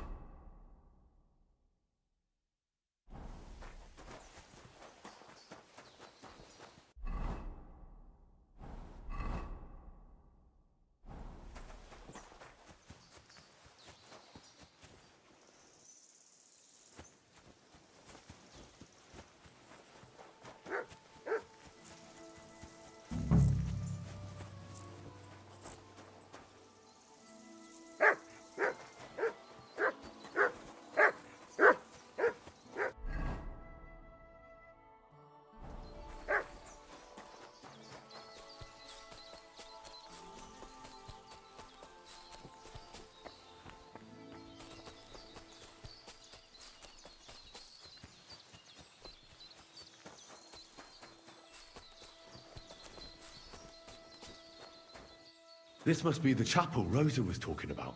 I was supposed to look through its arch for some old ruins. Well, let's see.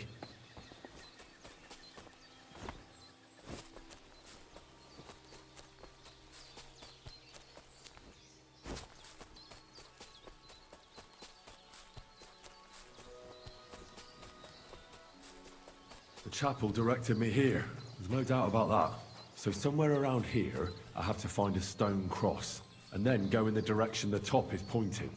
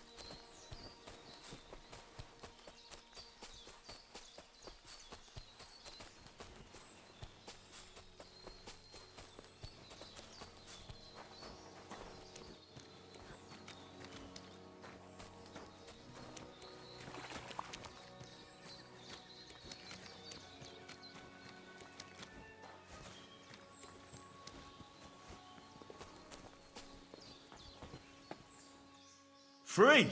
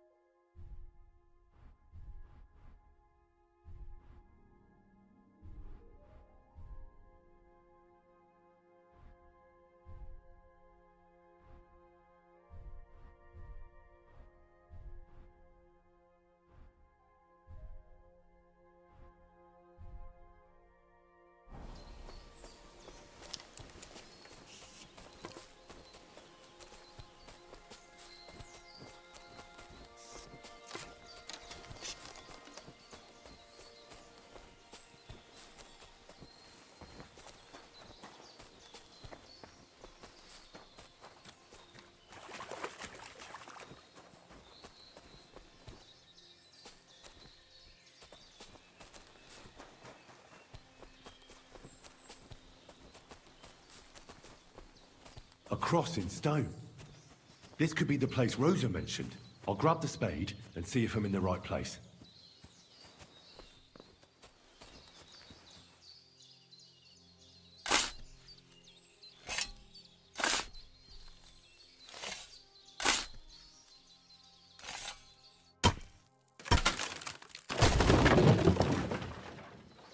Ugh. Tough job, but it was worth it. The way to Malashov is clear. Now I get it. Those boards were supported by beams to hold the earth above, so there didn't have to be as much of it. Here you go. Take it.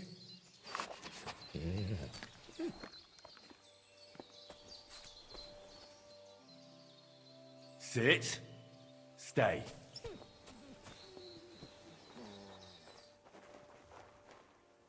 An axe to deal with the supports and the planks at the entrance. A spade and bucket to clear away fallen earth and free up the entrance. Everything's ready for escape whenever needed. The Roothards really left nothing to chance.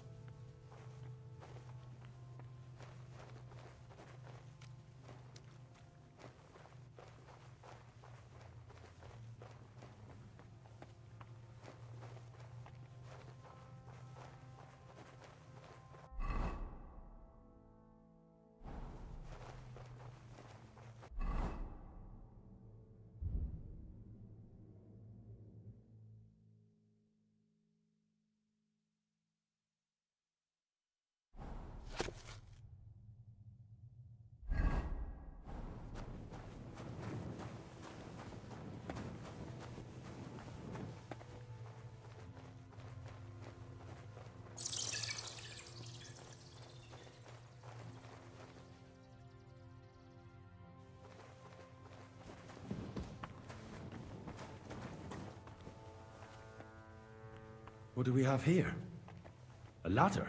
In an escape, it'd be enough to pull it up, and that'd leave any pursuers stuck. I just hope it can hold one attacker.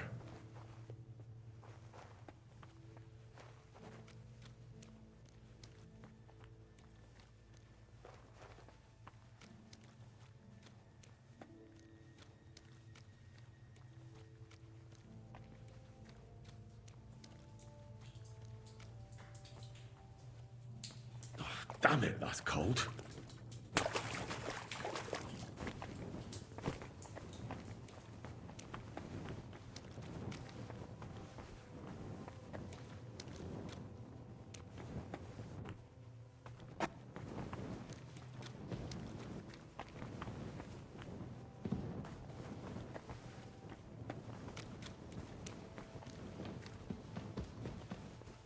What's this door doing here? Could it be another of the Roothards' tricks? But if this beam is dropped onto those cleats, no one would break through in a hurry. I reckon with this, any defenders could hold off their pursuers for quite some time. This will come in handy on the way back.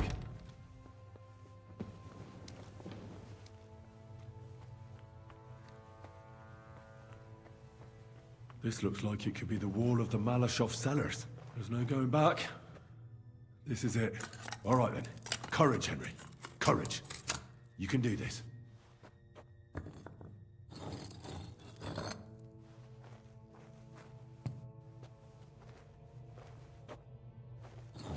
This is going to take a while.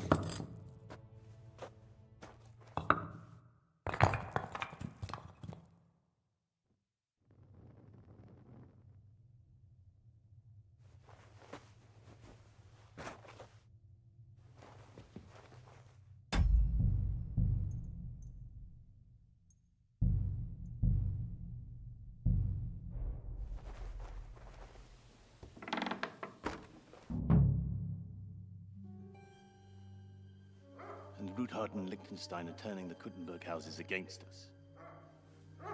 Bavag will deal with Ruthard. But Liechtenstein is your concern. How come you haven't caught him yet? He's slippery as an eel. He's hiding somewhere in the Jewish quarter. I sent spies to track him down, but they never came back. Flush him out of that hole of his.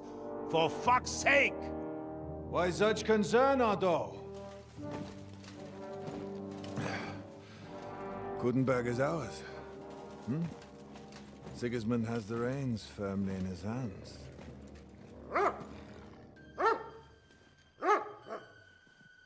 He's got fuck all in his hands.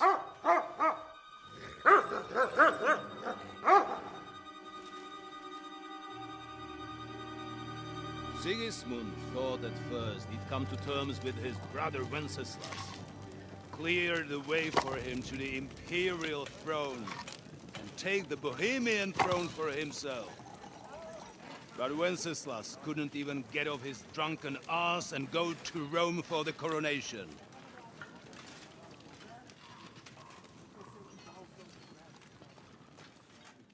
And now, the glorious Hungarian king has fallen for Jobst and his damned truce. He's been taken in by that treacherous turncoat. Jobst betrayed Wenceslas. Then Sigismund, and now us. He fooled all of us. But what can he really do against us, hmm? I'll tell you what. While pretending to parley, he incensed the Hungarian nobles against Sigismund. Surely Sigismund's army can deal with that inconvenience. Ha! He was paying his Cumans by letting them pillage Bohemia. He set half the people against him in the country he wants to rule. And now, there is nothing left to plunder. While we are shuffling our feet here, Jobst is surely mustering an army. What are we going to do? We've got Cabon. That'll keep Hanush and the Lipa people at bay. If they ever want to see their heir alive. Jobst has Liechtenstein mustering other allies for him. We get him in our grasp, and Jobst will be like a fish out of water in Bohemia. I'll drag him out of that Jewish den with my own 2 hands. Count on me, sir.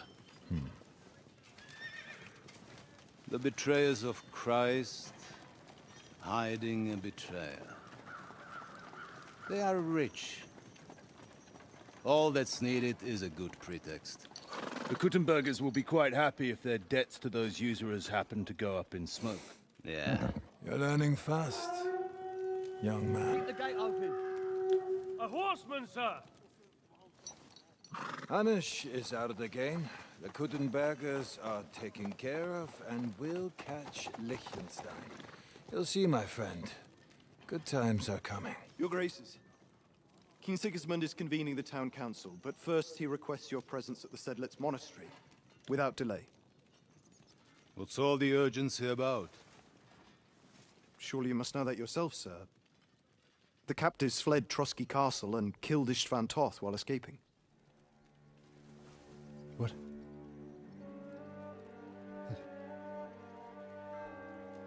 That's not possible. That's a lie. It is true, Lord Toth is dead.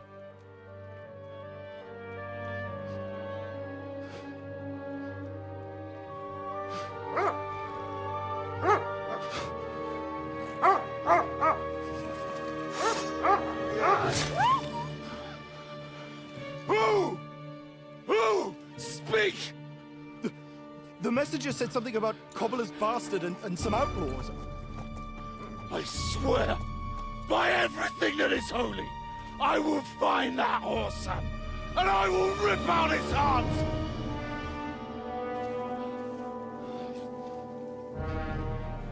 Jesus. What's with that boy? Sir Istvan was like a father to him.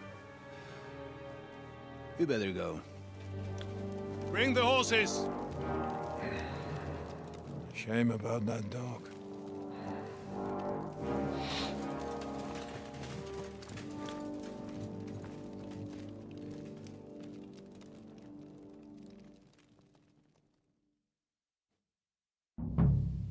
Lord von Burgall Luck had was to on leave my on side. important Now business. to find for King Capon Sigismund, and get out he of took here. a small escort with him.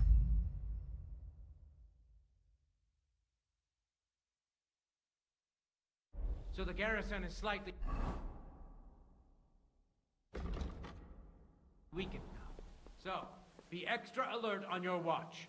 If I find anybody slacking off, they'll get the whip. You got it, Conrad. Jeffel, I'll send Hyman to the gate. You'll be in charge of the southern and eastern fortifications. All right, Conrad. I'll get right on it. Franz, run along back to the guardhouse and get some sleep so you don't fall asleep during the night watch. Aye, don't worry. The rest of you know your orders. You'll be sorry if you don't. Dismissed. And don't drink too much. Got it, Conrad. Beat that. That cart is starting to get on my fucking nerves. I understand. I'll get right on it. And tell Drahom...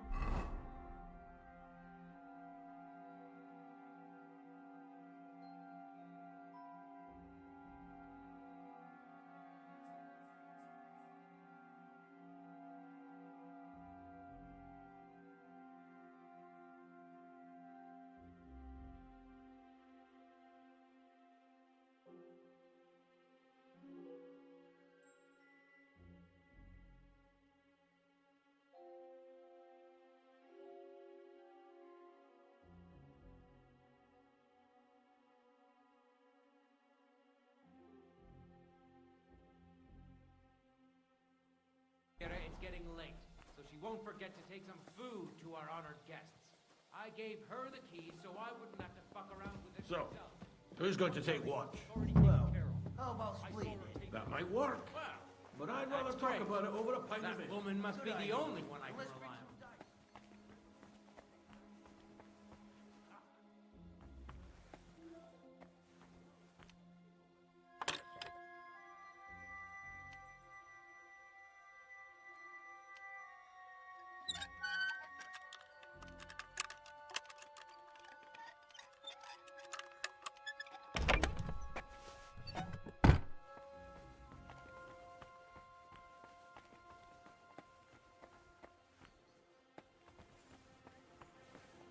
Enemy in the fort!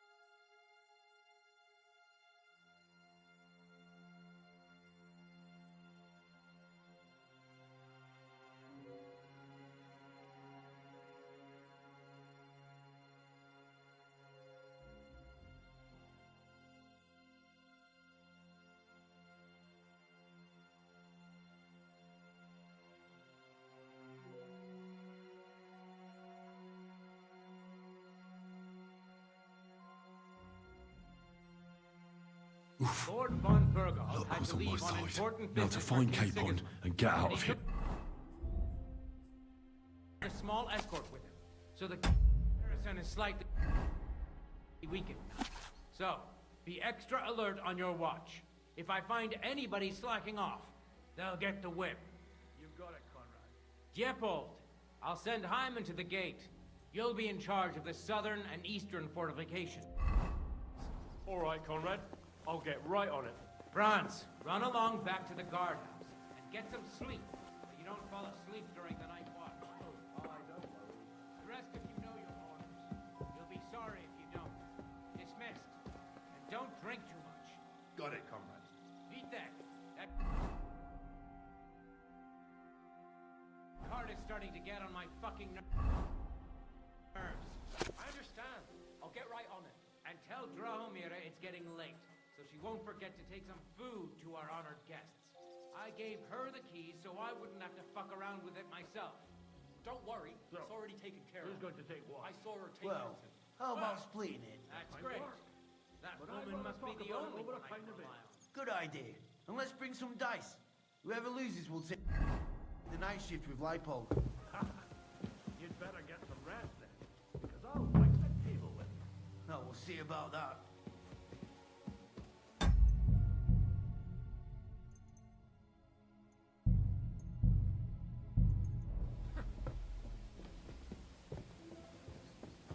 Hey, you two. Have you seen Lustig and Dietrich? No. Maybe they went to the village.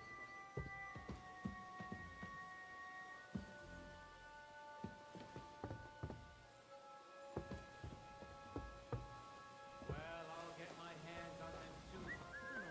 Anyway, pay attention. Don't want rubbish when I told the fellas up there. So I'll keep it short.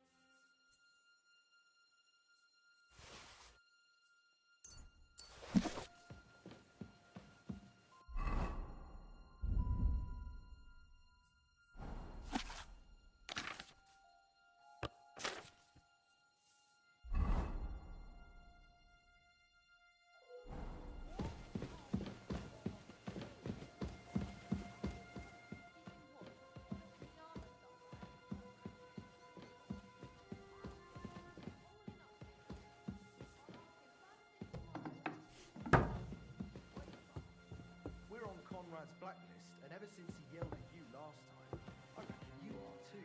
So what do you say? We'll hole up a bit downstairs, and you won't say anything to the captain about it. Have no fear. We'll just have a little nip. Quiet as mice in the hall. Understood. Trust me. I hope so. Now off with you. You're a sharp one. How to deal with her. I feel a little sorry for her, with nobody taking her seriously around here. She's some third-rate daughter of some lord from who knows where, so she was actually quite lucky that old Otto took a liking to her. The thing is, everybody knows where she comes from.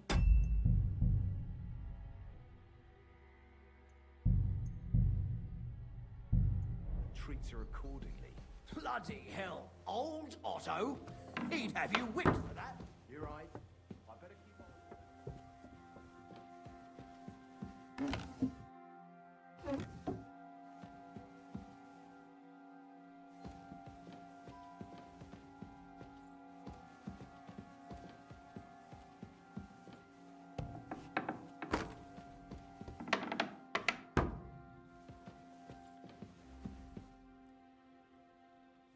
Wait! What the devil are you doing in my chambers?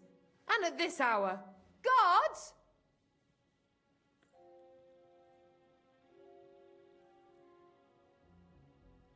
Don't move, woman. And be nice and quiet. I'm sure you'd like to keep that pretty smile of yours. Surely you wouldn't hurt a woman? I wouldn't, but my steel has a mind of its own. So unless you want to meet it nice up close, better watch your step. Got it? All right, all right. Where's Hans Capon? One floor higher. The keys are around here somewhere. Take them if you want. Do you know something about a book? Red leather binding with gold trim. Sir Otto was reading one like that. It'll be around here somewhere, but that's all I know. Be reasonable. If you'll keep quiet, nothing will happen to you. Understand? I understand. Just don't hurt me. Please.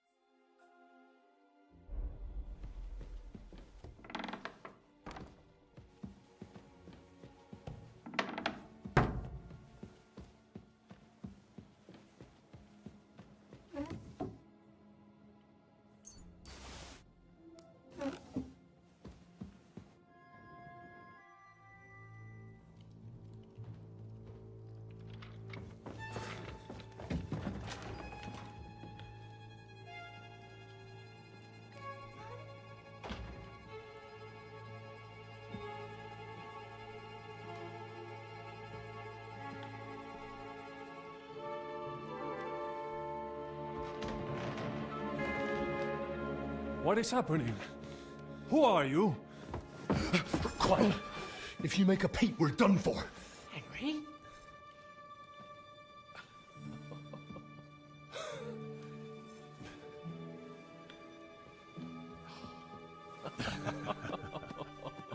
Good God, Henry.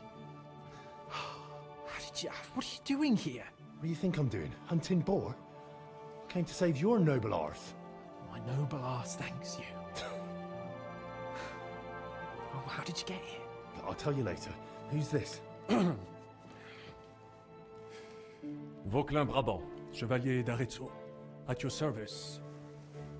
Brabant led the defense at Kuttenberg. He's Sigismund's prisoner, same as me. And I came very close to holding the town. Besides... There's no time for chit-chat. He's our ally. We can't leave him behind. Right, no doubt you've got a cunning plan for us to get out of here, right?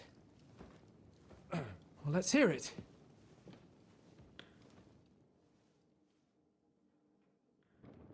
Of course I have a plan. Listen, I got to the fortress through a secret passageway that old Ruthard told me about. Von Burgov knows nothing about it.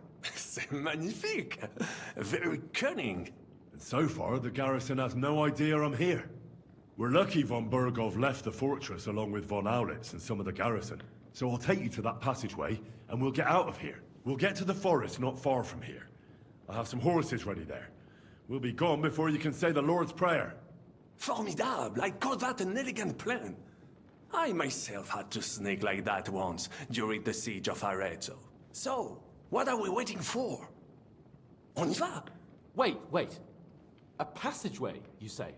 A dark, narrow passageway? Well, it's just a passageway. There's a bit of water in it to wade through, but nothing we can't handle. You can forget about it. I'm not going through any passageway. What? Let me repeat. No passageway for me. It's not the chivalrous way. It is not chivalrous, c'est vrai, but in our situation, it is more than delicious.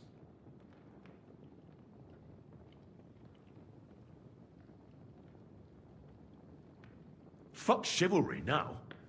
That passageway is the only chance we have of getting out of here alive. Well, in my opinion... Fuck your opinions. No. Just no. I mean, we'll all suffocate in that passageway. Or it'll fall on our heads. What's gonna fall on us, damn it? If I got in that way, we can get out, too. It's completely safe. So stop acting like a madman and let's go. I can't do it. I'm afraid of small, dark spaces. Ever since that tower fell on me in Nabokov, and I was stuck under the ruins, I just can't. I'm sorry, Henry. There has to be another way. Have you come up with some ingenious plan for getting out of here? If so, I'd really like to hear it. What do I know? We could maybe break down the gate. Un moment. Henri? You said that von Bergov left. Is that not so?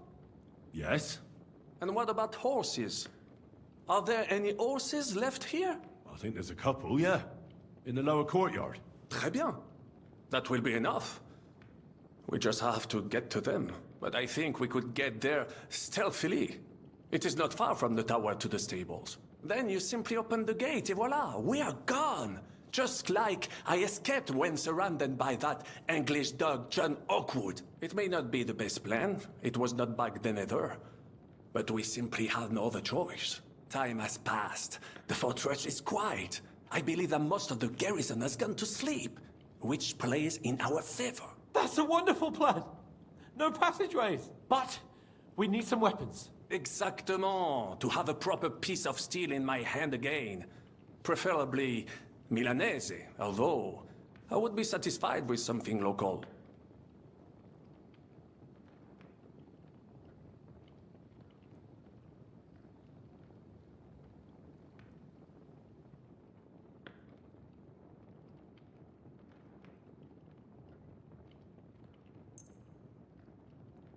Thanks, Henry. I feel better already. A nice piece. And what do you have for me? Merci mille fois. Now I will show them just what a Cavalier Vauquelin Brabant is. Good work, Henry. What now?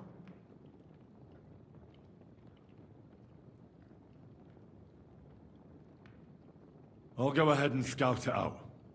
When there's a suitable moment, I'll let you know and you can head out. And how will you let us know? Well, the stables can be seen from the entrance hall. If you signal us with a torch from next to the horses, we'll head towards you. Agreed. Good idea. Wait for my light. But you must be absolutely certain that the way is clear. If you have any doubt, do not risk our lives. Better to come back to us, and we shall go together. True. And if we don't hear from you or see your signal for a long time, we'll try to make it on our own. Précisément. We cannot sit here forever. Right. Got it. I'm off. Brabant, keep watch by the stairway. I'll go to the window and wait for Henry's signal. I think it would be better if you watch the stairs. Why's that? You are younger. You have better hearing. You said you once discovered a dozen English spies, so you can surely handle one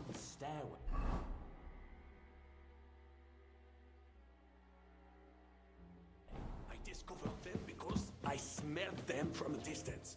You see?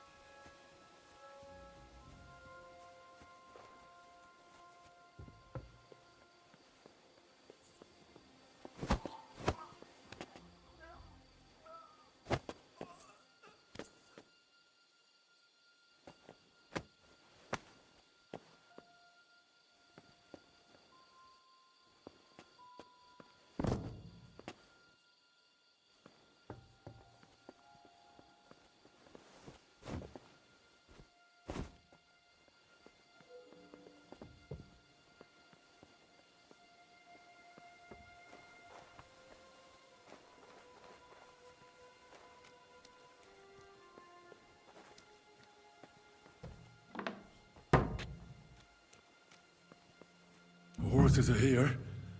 As soon as it's safe, I should give Capon the signal.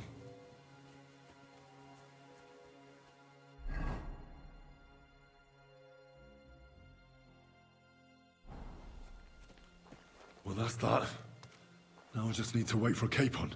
Lord Jesus Christ, stand by our side.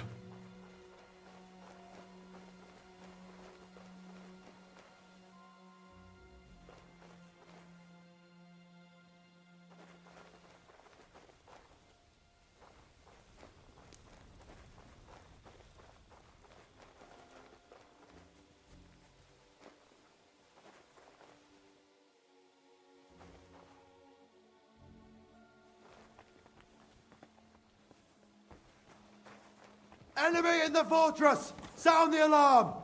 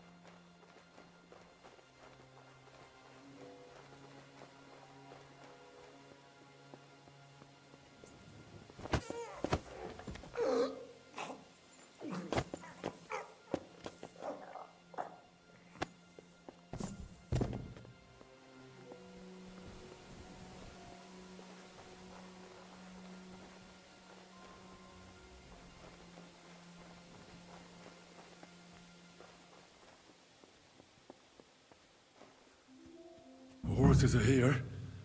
As soon as it's safe, I should give Capon the signal. Well, that's that. Now I just need to wait for Capon.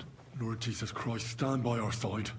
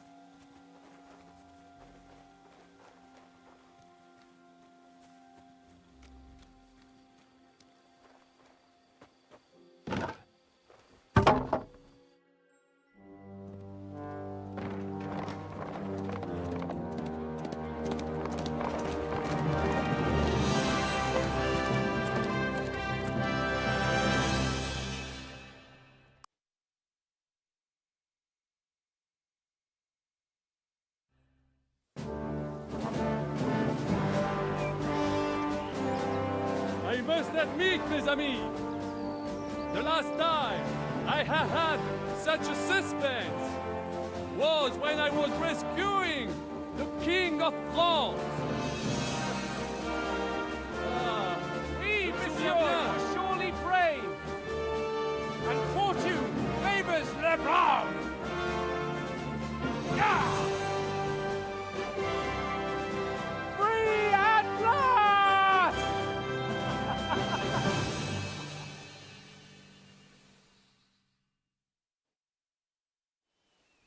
Thank you for coming for me, Henry.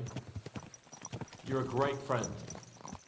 The best I could wish for. After today, you may also count me among your friends. I, Vauquelin Brabant, chevalier, aventurier et voyageur. I'm at your service. Mon brave Henri. And I have an excellent idea. In your honor, I shall name my new horse after you. Pleased to meet you, Sir Vacula. My name is Vauquelin. Vauquelin? Vauquelin. Vauquelin. Vauquelin...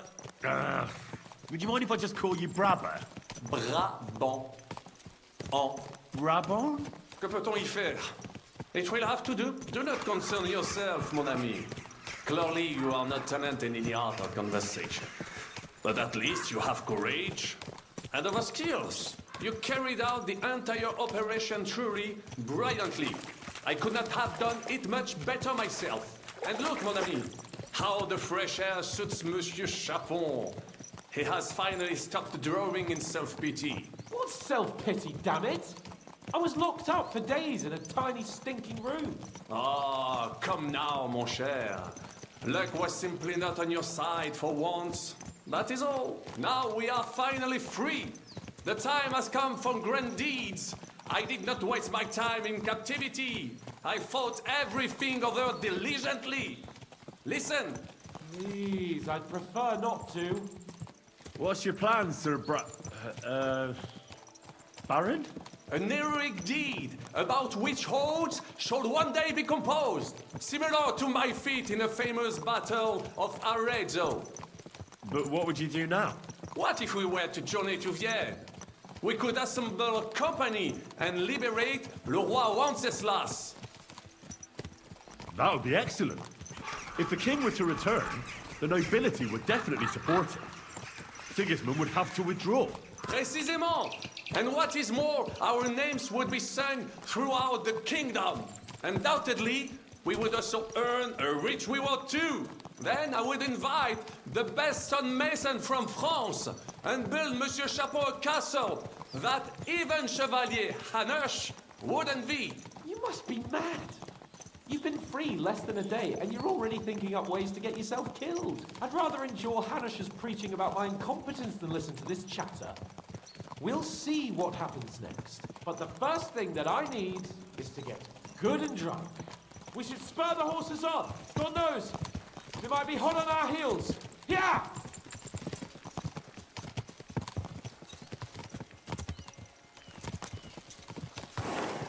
Christ, wounds. Such destruction and havoc. War. Monsieur Chapon, you have yet to participate in a real battle. But I fought against les Valaques at Naples, and les Anglais in Bourgogne. And that is how war looks, whether in Italy or La Bohème. It is always the same. That's not war. It's barbarism. What value did this village have? Eh bien, I would estimate 5 courtyards. Annual revenues could be perhaps, several hundred groschen. That's not what I meant, Bacalin. No fortress. Maybe one fortified courtyard. Practically insignificant militarily. That's not how war should be fought. This is unjust. Do not give way to sentimentality, monsieur.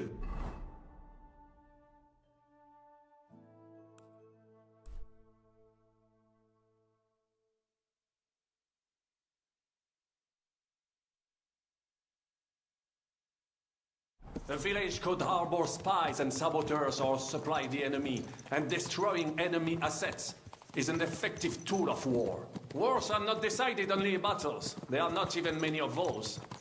To strike in the rear, make the enemy lose and bleed. That is how most conflicts are fought. However, wait a year or two, the village will be settled. The population will increase again. That is how it always happens. But we're the nobility. Our task is to lessen the chances of such things happening. You're right, Hans.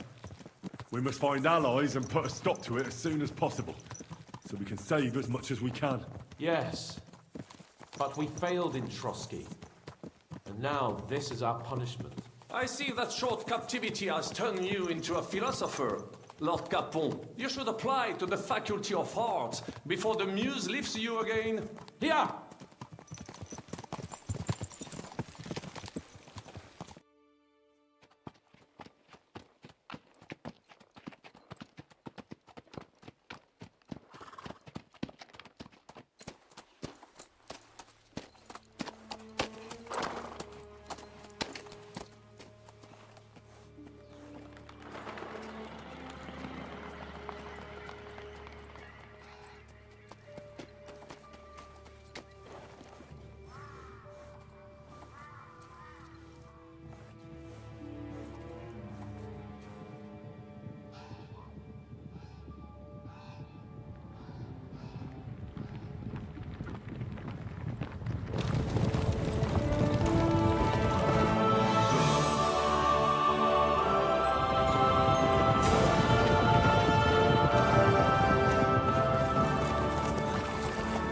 Of all the bandits in the whole wide world, we run into this pair of scoundrels.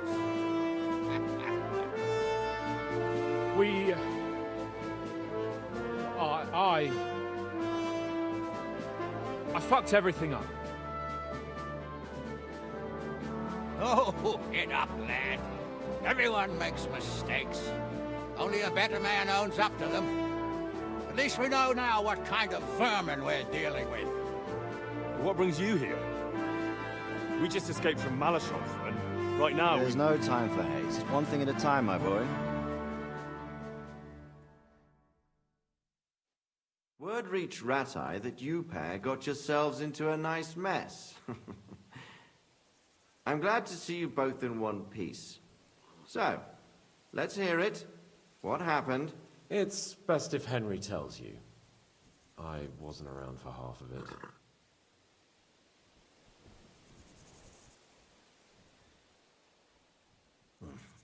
No sooner had we spied Trotsky on the horizon than everything started to go to hell. We made camp by a pond with the intention of heading for the castle at first light, only we were ambushed by bandits in the evening. They killed all our men and took everything they could carry, including the letter for von Berghoff. And how did you two manage to get out alive? Just by a stroke of good luck. We were both in a bad way. We might not have made it if a local herb woman hadn't taken care of us. Only after that, we couldn't get into the castle, though. We looked like a pair of beggars. And the bastards treated us as such. But you did get into Trotsky in the end, didn't you? Von Berghoff received us, and heard us out. It seemed like he was on our side. We even helped him out several times. Until we found out he was just stringing us along. It all came out after we set out with von Burgov's men to deal with the bandits who were rampaging in his domain. The same ones who attacked us at the start. Only they ambushed us and took me and Henry captive for ransom. But it turned out these very outlaws are on our side. They're fighting for King Wenceslas on the orders of Sokol of Lamberg. Well, I'll be damned. So von Burgov has been the real enemy all this time. And Zizka is actually our ally. Zizka? He's the captain of those outlaws. That name doesn't ring a bell. I think you'll meet him soon enough. What impression did he make on you?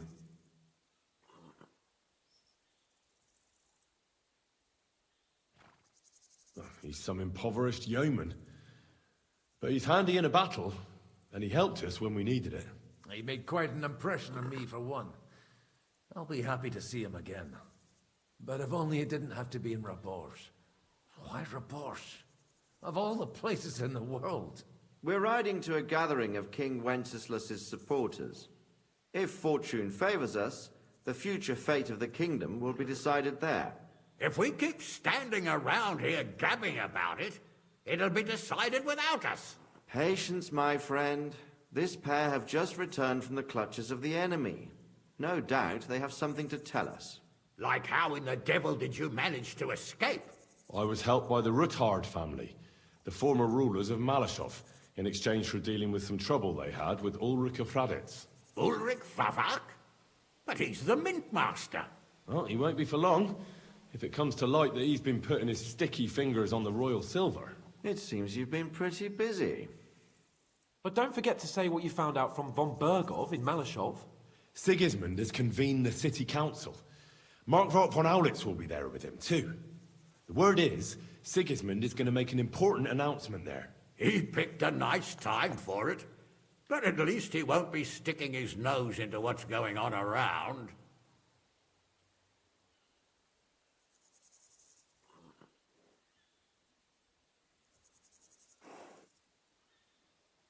Can we go to Raborsh with you?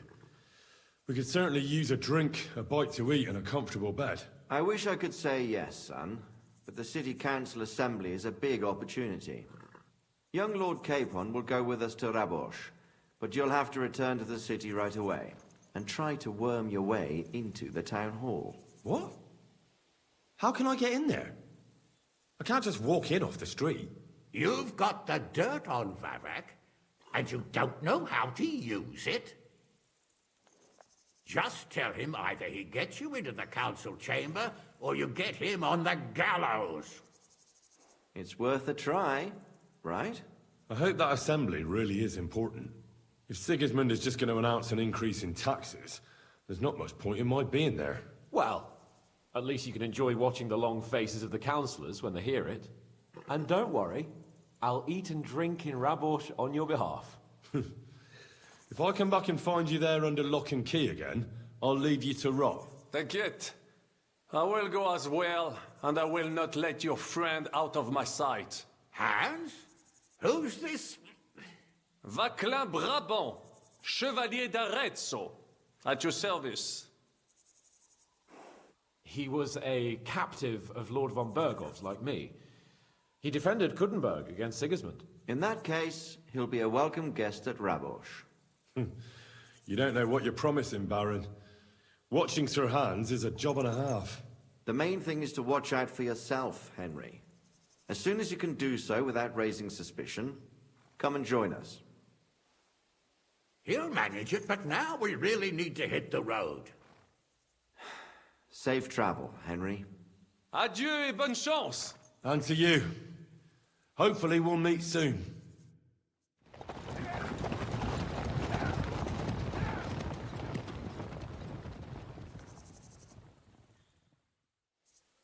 I ought to go and see Rosa when I'm in town. No doubt she'd like to know how it went with that book.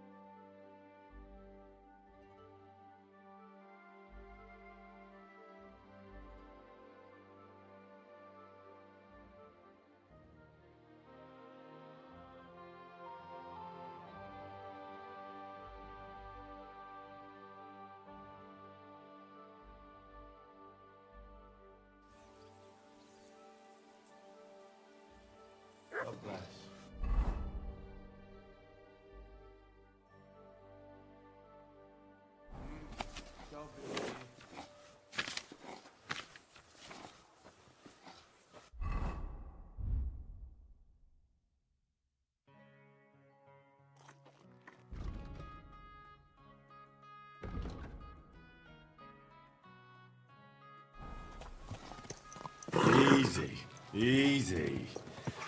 Nice and slow.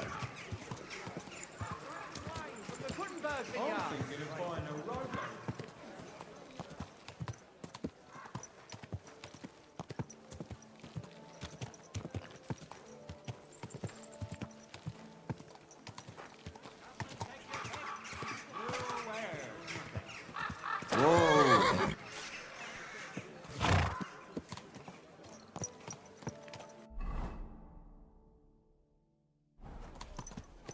Slowly. Nice and slow.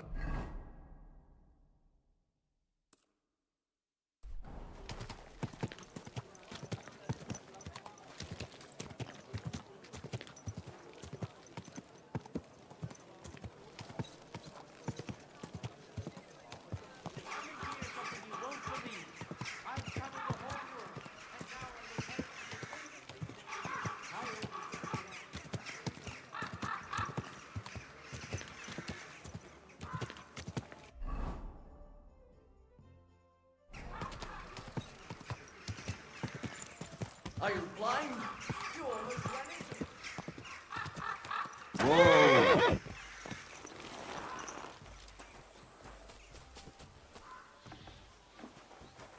Excuse me.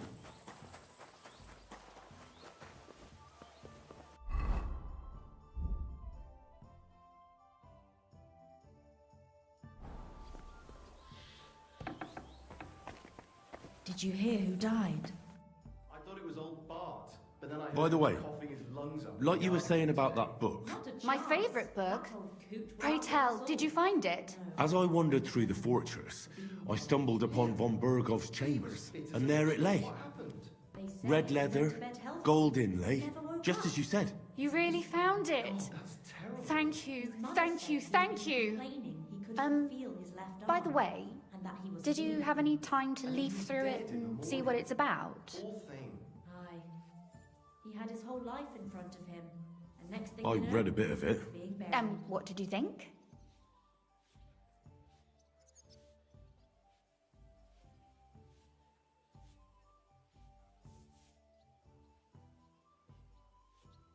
Why don't you tell me what you find so compelling about it? It's your favourite book, right? Well, let's say that I identify with the author. We share a similar view of the world. And who is the author? I didn't find a name in the book. That's on purpose. You wrote it, didn't you? Look, you've never thought about writing something. Me? And what would I write? How should I know? Poetry, a novel, a treatise, or a whole book? That's a tempting notion. Who knows? In another life, I might have become a writer. Wouldn't you want to at least give it a try? I suppose I'm not quite sure where you're going with this. There are still a few blank pages left, so we could finish writing it together. You and me. What do you think? That sounds great. We'll have plenty of light and privacy in my chambers. Will you escort me? My pleasure. How should I start? You haven't thought of anything yet? Now, I have many ideas, but we must contribute in equal part. Both? Well, fine. And what should I do? Just tell me what you'd like to read about.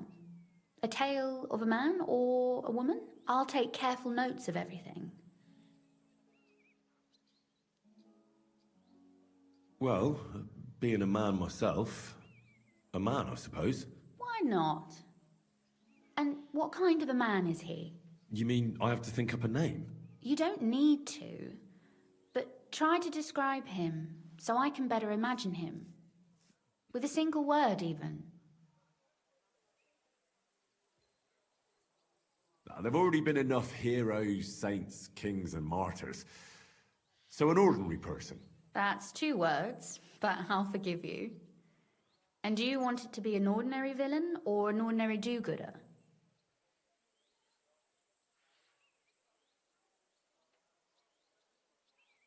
Make him a do-gooder. But he can also have some bad traits to make it believable. Very well. And what kind?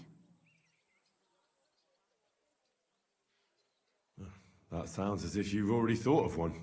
Oh, my. And not just one. But I asked first. Yeah. Anyone's faults are easy to find. Especially when that person doesn't even try to hide them. And what's wrong with that? Would you prefer for people to pretend to be better than they are? No. But putting your bad habits on display for all to see isn't great either. Do you know anyone without faults? Of course not.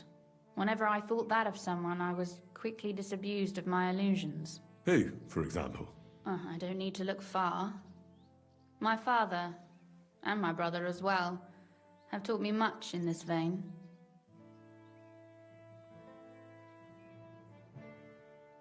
What actually happened between them? I heard they had a falling out. Venser was a hothead. He kept urging Father not to put up with insults and stand his ground. Father explained to him in vain that to respond to such provocations would give the king's people an excuse to take from us. Actually, Venser went to defend the city a bit, out of defiance. We didn't even have time to say goodbye.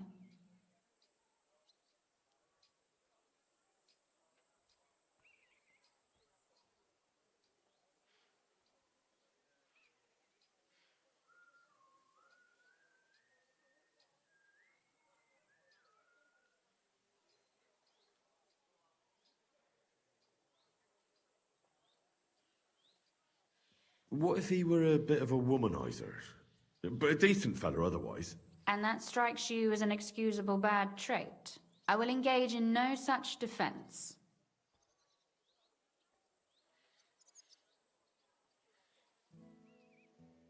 He could be born with his foot in his mouth. I know many such. They blurt something out, and only then think about it. That's a good idea. His mouth gets him into trouble, but in the end, also out of it. That would be a joy to write.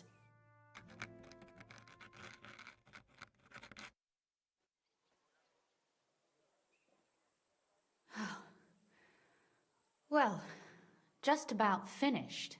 Well, let's have a look. Not yet.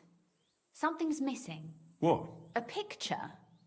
I don't trust myself with proper illumination, but I think I can handle a sketch, especially if you'll be my model. What? And what on earth do I have to do? Have you ever seen a heron? Imitate one. A heron? Well, maybe like this?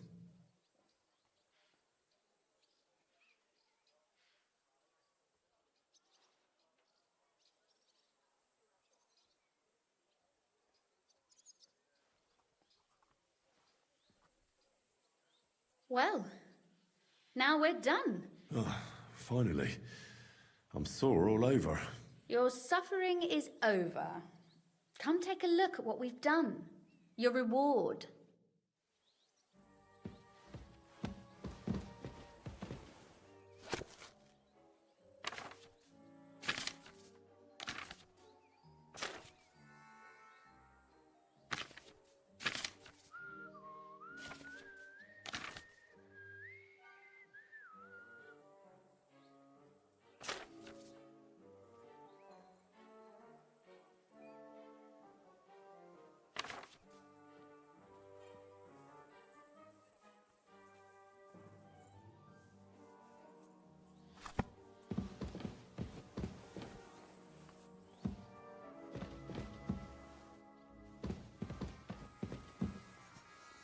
So what about that story of ours? Tell me your impressions.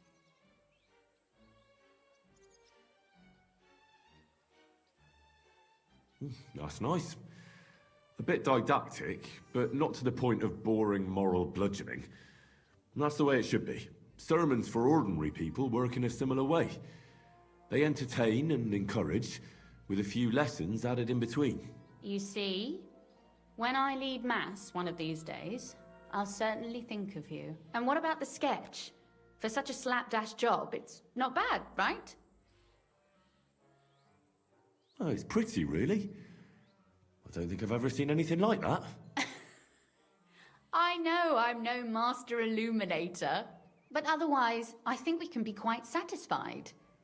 And thank you for the help. I really enjoyed it. Well, so did I.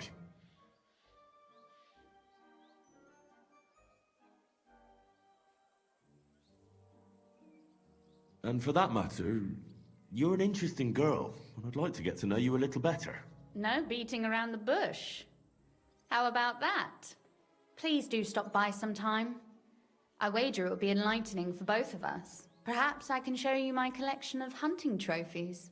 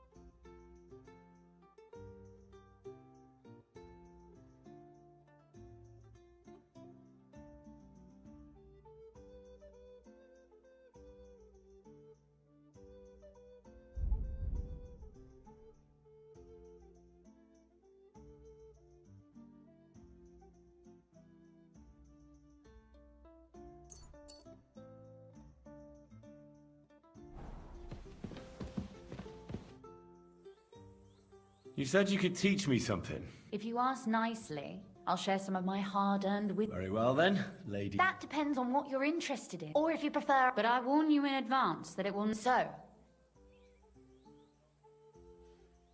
I'd like to expand my horizons a little. What's the last thing you read, for instance? you'd better believe it. I only read interesting things, and I can talk about them for hours.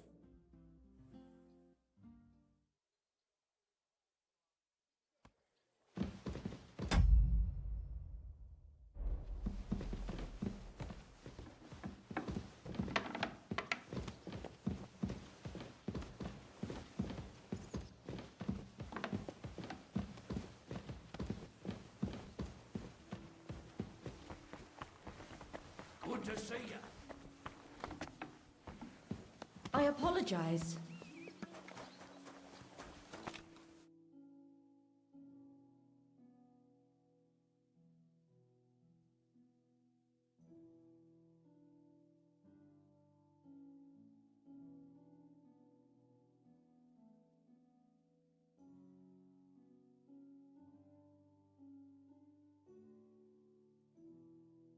Interesting.